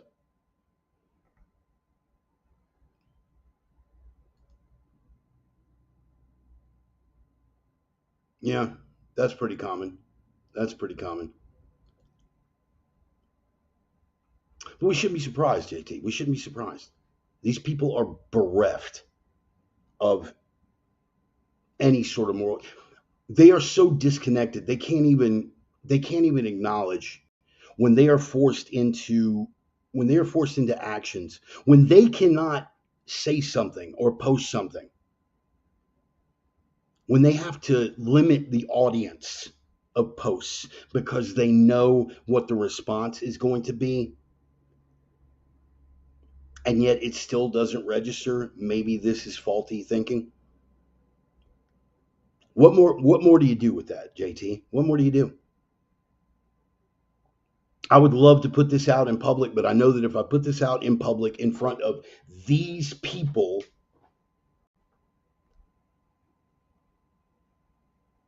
that these people are gonna Wah! And call so and so everything but a child of God, and then they're gonna think ill of me. Does anyone here have that problem? Anyone here watching have something to where they would hide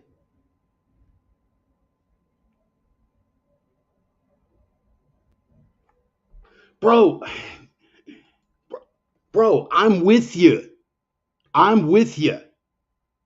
It hasn't gone from 0 to 60. We're hovering about 10 or 15.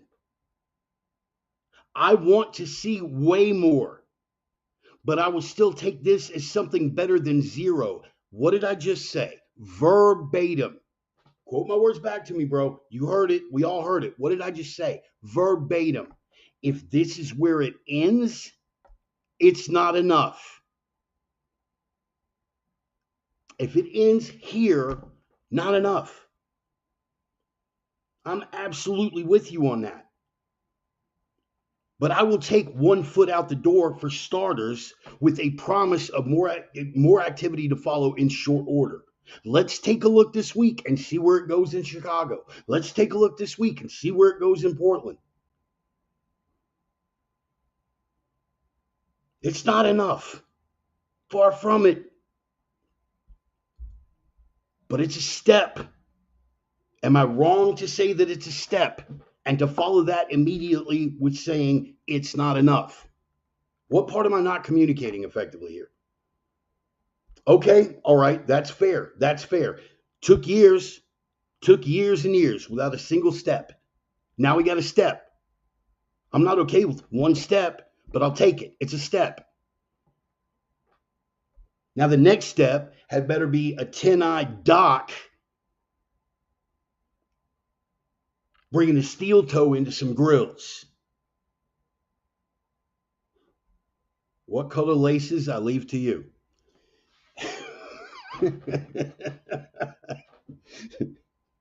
Anyway, journey of thank you, Joey. Thank you. Journey of 1,000 miles, right?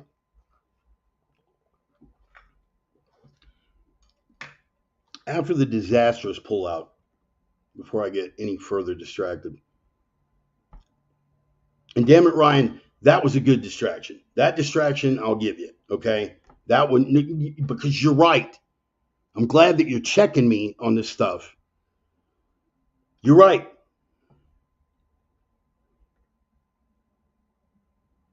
Takes a long time for the public to be comfortable with a new vibe. It took decades for the leftists to get their foothold. It may take a while before they're okay with accountability. And you know what, Dennis? That is also correct. That statement that you just made is 100% factually accurate. Yes, it is. It took us 40, 50 years to get to this point. It's not going to turn overnight.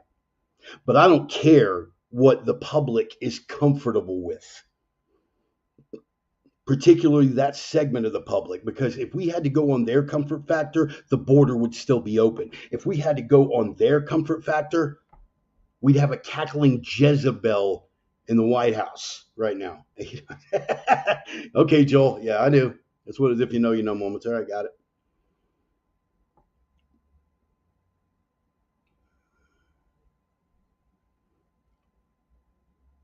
I don't care what the comfort zone is. I don't care. I do not care anymore. I don't care about their delicate sensibilities. I don't care about their perceptions of this being fascism. Their perceptions are in error, factually, demonstrably, ODP in error, objectively, demonstrably, provably. Down with ODP, yeah, you know me. ODP wrong. So I give a damn about their perception. They can whine, they can cry, they can put on their T-Rex and unicorn outfits and show up at the federal courthouse thinking that's how it really looks and see what's going to really go down.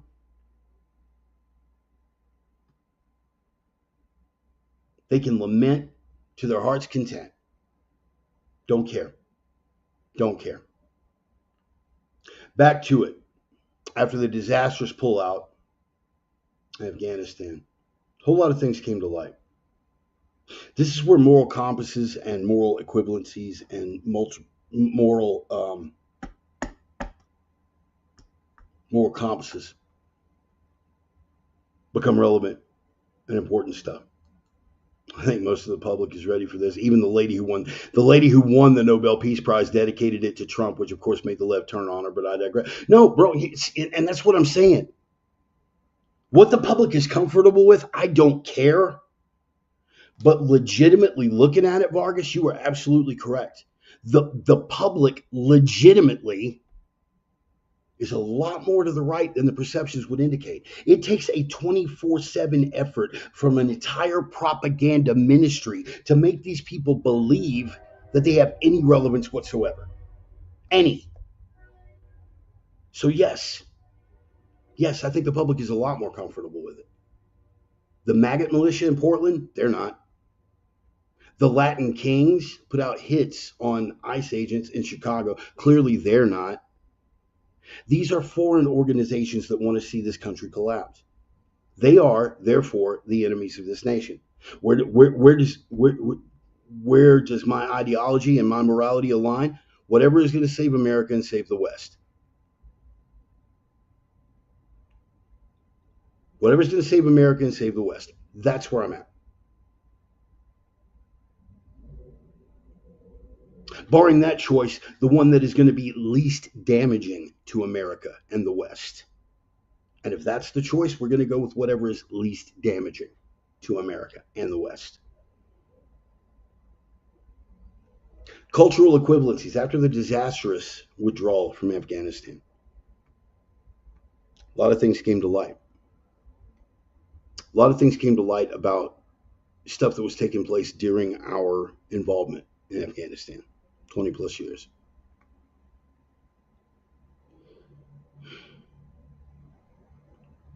I want you guys to look into a phenomenon. You guys can do your own homework on this, but it's an Afghan term called bachabazi. You guys familiar with that?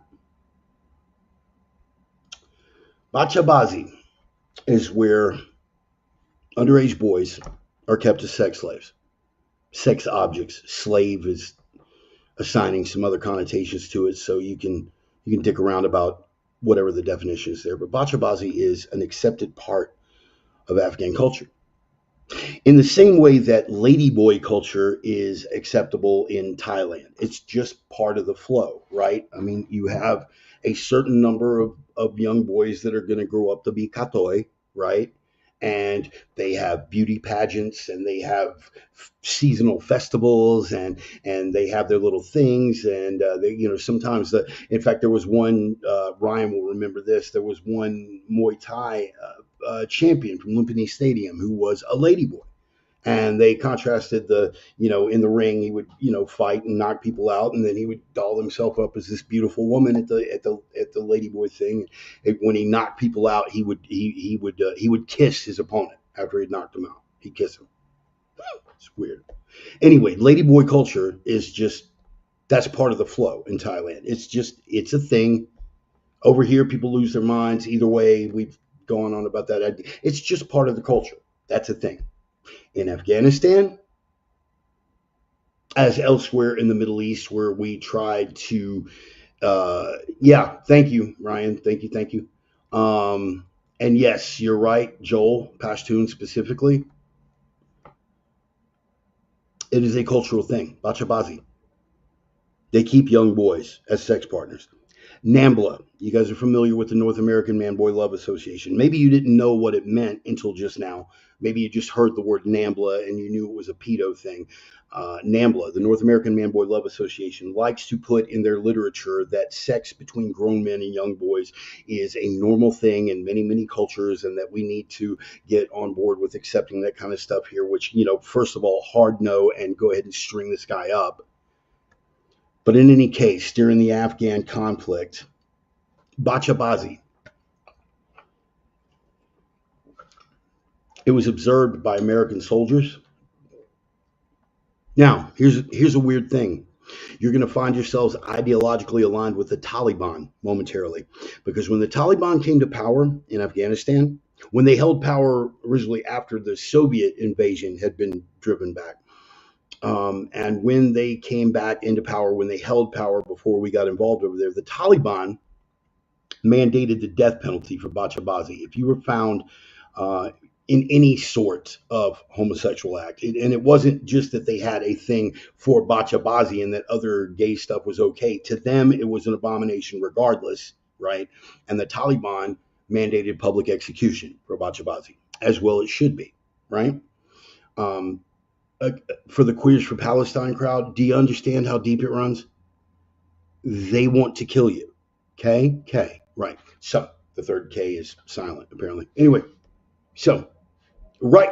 Oh, no. Don't think I'm letting them off the hook. Don't think I'm letting them off the hook. Yes, Greeks and the Romans. Yes, absolutely. It was an acceptable part of that culture. More so the Athenians and the Spartans, but yes. Okay. Romans, same.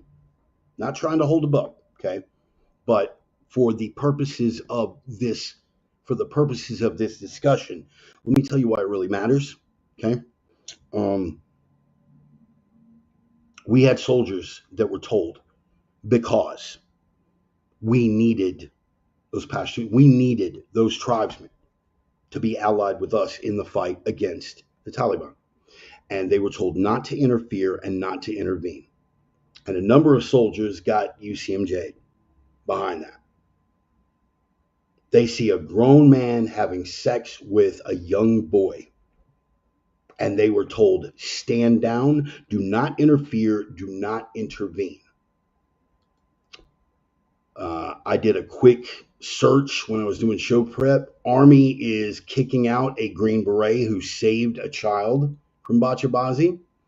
Soldiering in silences, witnessing child sexual abuse in Afghanistan. Soldier punished for interfering in child assault by Afghan. U.S. report finds child recruitment, sexual slavery, all these other things. Abuse of boys in Afghanistan, the difficult case of Bachabazi. Seattle Times, U.S. soldier punished for stopping child rape by Afghan. So here's where things get complicated. Ponder this. First of all, we needed them in the fight against the Taliban. They needed us more. What was stopping us culturally from saying, all right, we're going to do what we're going to do. We'd like your help. You keep porking little boys, and we'll drag your ass out in the same way the Taliban did. Then you put it on an equal footing, at least, right? Special Forces guy booted out of the military. A number of other people UCMJ'd, and 4 Marines got killed. 4 Marines got killed. There was one incident where a shooting took place at a base gym where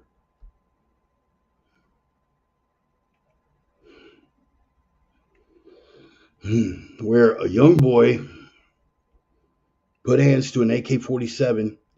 He was the Bachabazi sex slave of a local warlord, and these Marines were protecting that warlord because that was the mandate. And this kid put hands to an AK-47 and walked into this base gymnasium or dining hall. I may be quoting it correctly on the actual location on base, but walked in and machine gunned 4 Marines in the back. The incident was made public as how we can't even trust the people that we're working for. The part about the kid being a sex slave was conveniently left out of the reports. And here's what I'm saying. Here's where it gets complicated morally. You got to answer to your CO, but you've also got to answer to God. Assuming you believe. But even assuming you don't believe, I believe that you are going to have to answer to God. But here's where it gets even more complicated. This is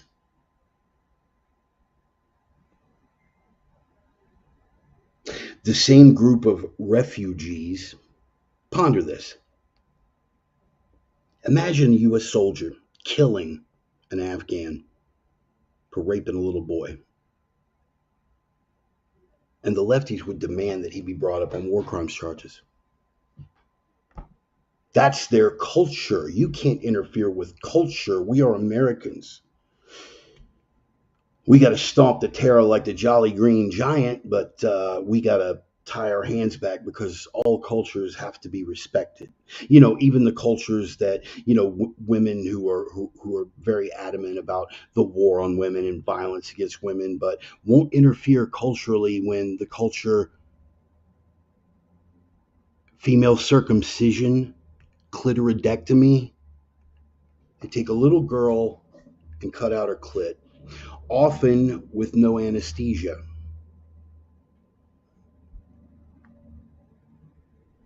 Where are the feminists on that?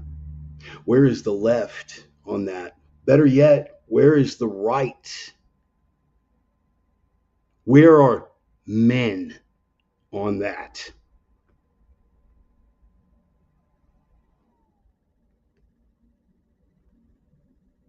But here's the danger of cultural equivalency. Here's the danger of assuming cultural equality. You guys remember the scenes on the runway? Tens of thousands of Afghans boarding C-5s, C-130s, guys hanging on the landing gear and ultimately falling to their death. These are Stone Age primitive people with an IQ hovering just above 70. Know what else is a cultural norm in Afghanistan and particularly in Pakistan? Cousin marriage. Since we're talking about the healthcare profession and how they can't be corrupted, the NHS in Britain, now that there are so many Pakistani immigrants over there that we can't risk offending them, after something that we've known is a bad thing for millennia, came out with a memo last week saying that cousin marriage was actually a decent thing and helped to build extended families and community structure. Because all cultures are created equal, and who are we to judge? All of those animals on the runway in Kabul trying to get out, the ones that made it onto the C-5s, the ones that made it onto the C-130s, the left welcomed them in with open arms. No hate, no fear. Refugees are welcome here. These are people who culturally okay the rape of little boys. And you believe that they're going to assimilate just by virtue of being here in the United States. They don't have the intellectual capacity for it. Like I said, IQ barely above 70. But welcome, because all cultures are created equal. This is why, ultimately, in a roundabout way, I really don't care about these so-called overreaches, because we have allowed people who have run their entire lives and therefore okayed running an entire nation based on their emotional response to stuff like that, and based on the assumption that all cultures are created equal and that everyone can come here and assimilate. And if they don't assimilate, well, it's our fault because we're bigoted to want them to assimilate and insist that they assimilate to be part of the greatest nation on this earth. I don't care. All of this stuff, you're accountable to God. Dude raping a little boy, he's got to go. Don't care what your culture says. Tribal elder cutting the clit off a little girl, not okay. Get gone. Inevitably, right now, someone's going to pop up and go, what about circumcision, bro? Yeah, that's got to go too. Mandatory circumcision or de facto mandatory circumcision as religious ritual. It's freedom of religion, bro. Yeah, man, you can't interfere with it. Oh, you mean like the New York Jews where the mohel does the little... Look up the term mitzvah b'peh, B apostrophe P-E-H, mitzvah b'peh. Roman, look that up, and you know what? No.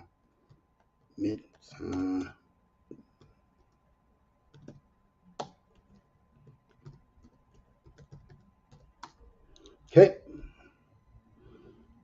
Here we go. Bang, bang. I got to pull this up. Since we're doing cultural equivalencies and all cultures are created equal, I'm going to post this up so you guys can do the work yourself. And I may or may not be mispronouncing it. I am going to put it up though. Here we go. Bang, bang. Add banner. There it is. Boom. I want you guys to look that up. And remember, all cultures are created equal. Me pointing out the wrong of that is going to get me labeled anti Semitic. I don't care. Do you understand? I don't care. Ultimately, you're answering to God. And if you got to answer to God when you let the rabbi put his mouth on the little boy's penis after cutting off his foreskin, the rabbi putting his mouth on the little boy's penis and sucking the blood, look it up for yourself. I'm not making this up. You don't want to have the conversation, don't have the conversation, but don't act like you're engaging in a good faith dialogue. The assumption of cultural equivalency and cultural equality is moral rot. Do you understand? It is a race to the bottom. If your culture finds what we do objectionable, you're not required to live here. For the people who constantly complain about how persecuted they are, about this bad Western culture and civilization that drives their lifestyle into a closet and persecutes them when they go to get their wedding cake made and these horrible, horrible things, we actually stand up and say that it's okay for you to do that. You live your life the way you want to. And if that offends Muslims, the Muslims can leave. Do you understand how there's a little nuance and subtlety and how there's layers to this thing? Ultimately, it is the values of the West that enable your lifestyle. Ultimately, it is the values of the West that allow your deviance, degeneracy, whatever, to flourish.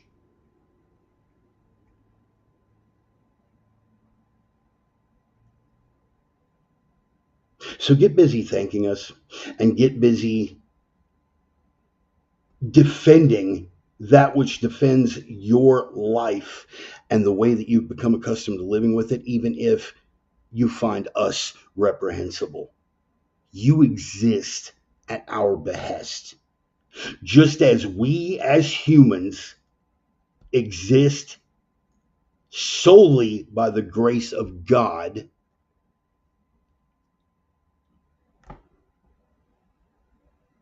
you exist as citizens solely by the grace that God has bestowed in allowing the creation of this great civilization that is the result of the toil and sweat and blood of generations of Europeans, Greeks, Romans.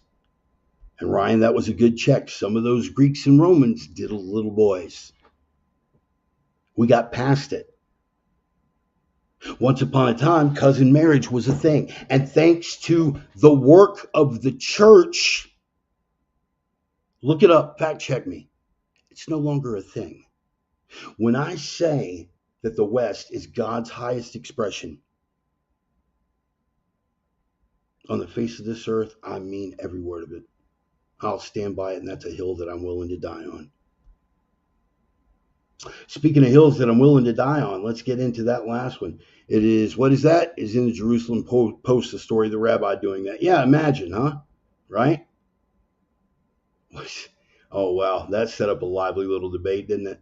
Royal family, that is why Di and Catherine getting into their bloodline is a good thing, okay? King Tut was deformed from inbreeding, as are, yeah, right. Dude, look at Somalia. Look at Somalia. You know what? We'll make that the focus next week. We'll make that the focus next week. Somalia, Pakistan, inbreeding, and other cultural shortcomings. Yeah, we'll do that. That's what we'll put down for next week. All right. In the meantime, Somalia's average IQ, anyone want to guess? I'm going to say, Roman, if I had to pick, I'm going to say 73. 70. 70. I think the average IQ is 70 in Somalia. I did some research into that. I think I'm off by a bit, but I want to say 70 because I remember thinking it was like right at the borderline for retardation. I guess 70 is retarded. It's below 70. Wow. Okay. All right. I don't know. I remembered it as being 70 because I thought That's the baseline. 67. Wow, 67. Yeah. Okay, 67. Yeah. So just by virtue of the fact that you are a Somali, it can fairly readily be determined that you're retarded, as in like definitionally retarded. But again, that's something else. All cultures are not created equal. The West is at the top of the cultural pile. The sooner we realize that, the sooner we get grace for it, the sooner we start being more willing to defend it. What was that we went into earlier about, Orwell's five questions, right? Um, that was one of it. You take away their history, they don't have anything to be proud of, so they're not willing to defend it. If you're not proud of your culture, you're not going to be willing to defend it. I will go to the wall. That's a hill that I'm willing to die on. And speaking of hills that I'm willing to die on, dun dun dun dun dun. Have you packed your picnic basket for Manassas? How are you talking about packing your picnic basket for Manassas? And this is what I'm going to close with. The Battle of Bull Run took place just outside of Manassas, Virginia. For a long time, even during the Bleeding Kansas period, and if you guys follow Tim Pool at all, you know where this is coming from, because Tim Pool has been on top of that. Tim Pool's been on top of that for a long time. People called him crazy. And yeah, here we are. I bring this up because we are literally on the verge. Manassas, Virginia, the Battle of Bull Run. The Confederates were marching their army. The Union was marching their army. Things that are relevant about this. Robert E. Lee said that he was a Virginian first. Wouldn't fight on behalf of the Union. He became the greatest Confederate general. You can have that debate another time. I ride with Nathan Bedford Forrest, but that's a different conversation altogether. People gathered on the hillside as the Confederates marched their army in and the Union marched their army in, and they looked out over this big sprawling battlefield, and people had actually packed picnic baskets because nobody believed, even though the newspapers at the time were rife with talk about it. The cultural conversation was alive with talk about it. Nobody wanted to believe it could happen. They thought everybody was going to show up, maybe a couple of exchanges of gunfire, and then we send the generals out and they talk it over and everybody goes home. But that isn't what happened. What happened was the first major confrontation. We're not going to talk about Fort Sumter. It's a different thing for another time, and only one person was killed at Fort Sumter, and that was by accident. But at the first Battle of Bull Run, people had gathered on the hillside, picnic baskets, because nobody wanted to believe it could happen. And then the battle commenced. The people that had rode in on horses and buggies were riding out, those wheels bucking over dead bodies. You understand? Nobody believed it could happen until it was on. You guys remember when I went over the thing about the Civil War film, and I couldn't get past the thing that you were talking about Americans killing Americans. That is why I pray, and I say pray, and I mean pray, that this comes to a resolute end.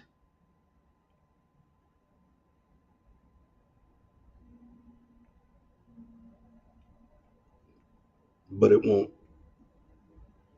It won't.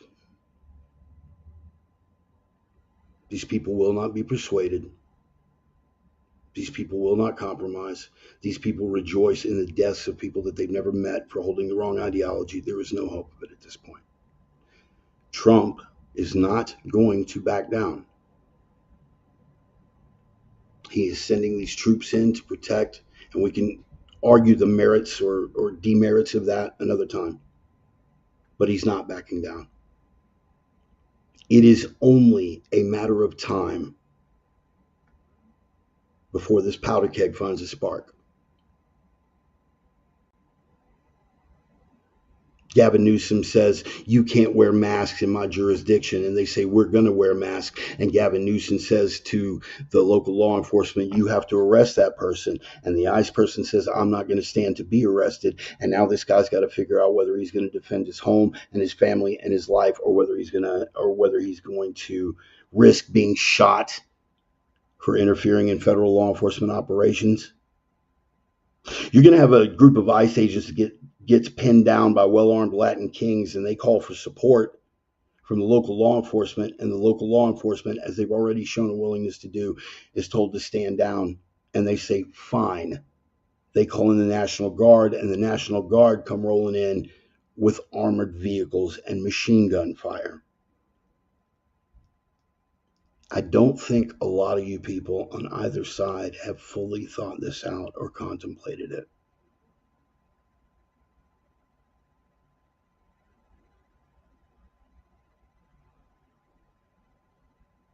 But if you still think it's not going to happen, go ahead and pack your picnic basket.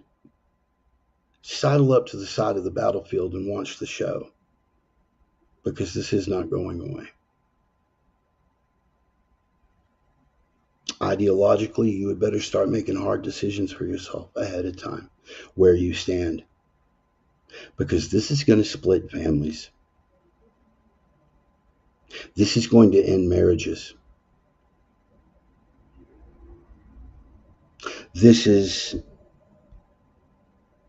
going to put friends at odds.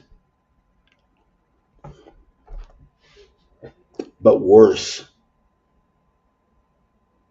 it is going to end a lot of lives horribly. If that is what is necessary, how odd it is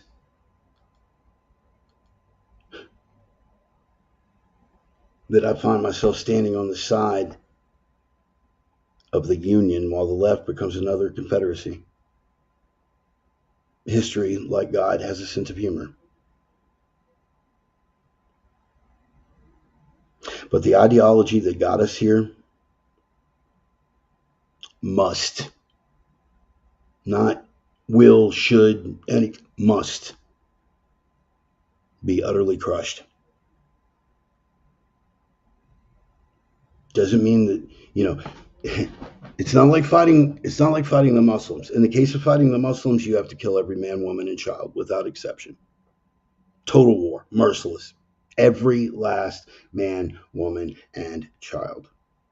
In a domestic conflict here in the United States, it is the ideology that must be crushed.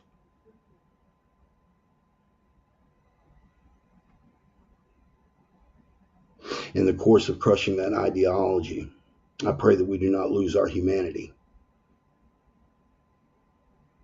But judging from what I'm looking across the barricade at, there's no humanity reflected on the other side. And on that sort of battlefield, you are compelled to meet force on force. I wish that it were some other way, and I pray for a divine intervention. I do not, however, expect one.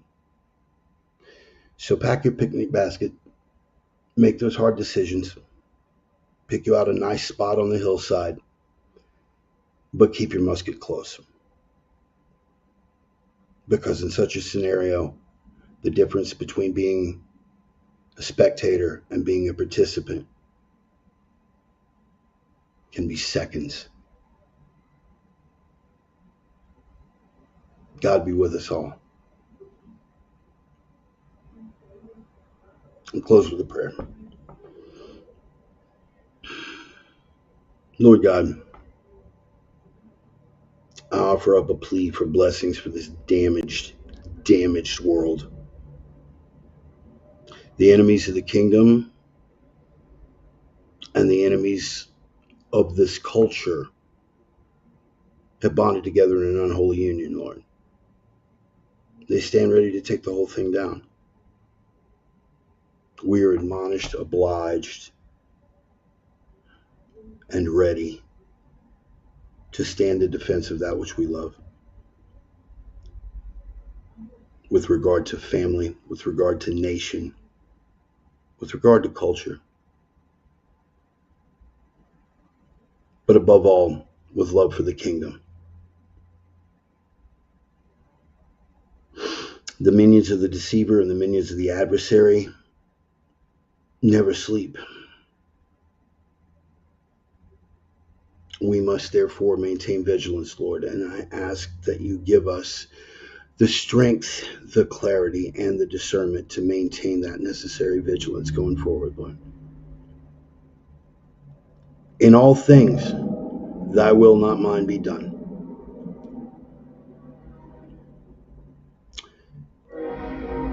My deepest prayer is that those who are still walking in the darkness will find the light.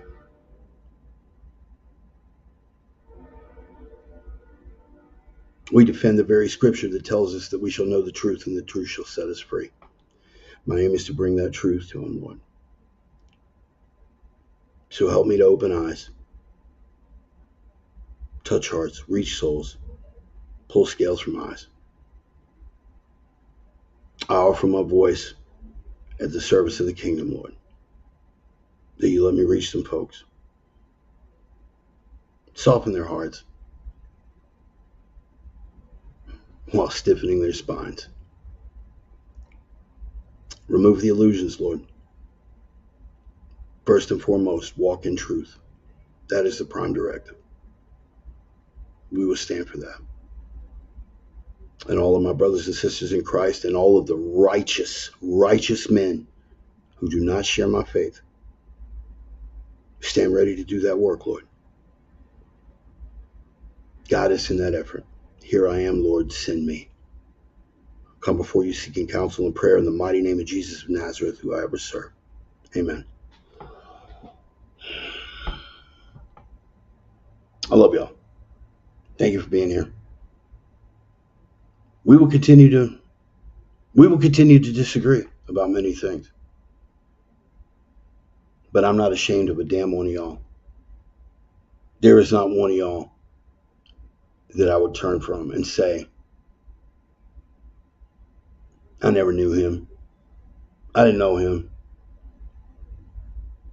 Because of how it's going to reflect on me in front of somebody else. If I choose you, then I choose you. And the people that I choose behind that quality of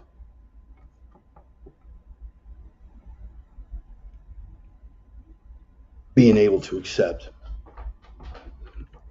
what my choices are. I don't have to be ashamed. I don't have to be ashamed in front of any of you about my interaction with others of you.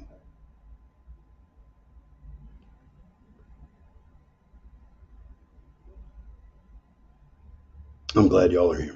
Every single one of you. I love you. I'm going to pass around a little digital collection plate. You guys want to kick down? Feel free to kick down. Again, you clearly see that I'm in a motel room, which means that I'm working. And if I am working, that means that my life does not depend on it. But a little bit of help is always nice. If you guys want to kick down, if anything I had to say changes your mind, touches your heart, broadens your horizons, whatever it is, you want to kick down a little bit, that's cool. I'm on PayPal, I'm on Cash App, I'm on Venmo, Zelle, all that good stuff, that's cool. Hey, listen, man, if you don't want to kick down or if you can't kick down, I totally get that too. But I would ask you that you do me the kindness of reposting on your page. If you got a Facebook page, Twitter feed, something, repost it. Let him know, man. Fat, toothless, crippled crane operator with some opinions. He likes to get on a rant and rave for a couple hours every Sunday. Maybe you'll get something out of it. But here's what you can do. Not for me, but for yourselves. What are we going to do? Stone, where you at? You still here? Live the three, baby. Hashtag live the three. Live the three. What are you talking about?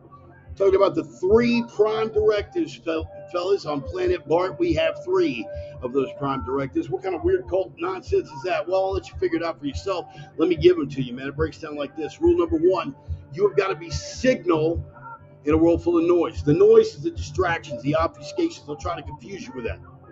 You got to be the signal. That is the truth that punches through the distractions, the signal that punches through the noise. You've got to be lights in a world full of darkness. They'll try to smother you with the darkness, demoralize you, dehumanize you, emasculate you with the darkness, make you think there's nothing left but darkness. You have got to be the light. And when you can't be the light, you've got to carry the light. Sometimes that fog can go on for a long, long time. You got to have the strength to carry that light through the darkness, punch it on through to the other side. Which brings us to our third rule, the iron rule, the prime directive, talking about you have got to be strength in a world full of weakness. And I'm not just talking about the strength here, strength, yeah, that's good. But it's got to be here. It's got to be here, and it's definitely got to be here. Let those balls drop, fellas. Because without strength, none of the rest of it matters. You understand? If you don't have strength, you're not going to be able to punch that truth through the distractions. You're not going to be able to get that signal through the noise. You're not going to have the endurance, the tenacity to carry that light through a long-lasting darkness. So strength above all, man. And when you hit your knees at night, and you better be, you hit your knees in prayer, you pray for that strength. But you also got to pray for clarity and discernment, because the father of lies is always out there. Those minions never sleep. Try to bring you to your knees, deceive you, have you question yourself all the time. So you got to have clarity and discernment to know where the battle is, and then the strength to fight it. Put your face in some scripture and your ass under some iron. Your life is going to be a better place. I promise you. Take care of yourselves. Take care of each other. Boss man's got the plan. Carpenter's got your back. Let the Spirit work through you. Fear nothing, ever. God's got you. I love you. God bless y'all, man. Take care. We'll see you next Sunday. Peace.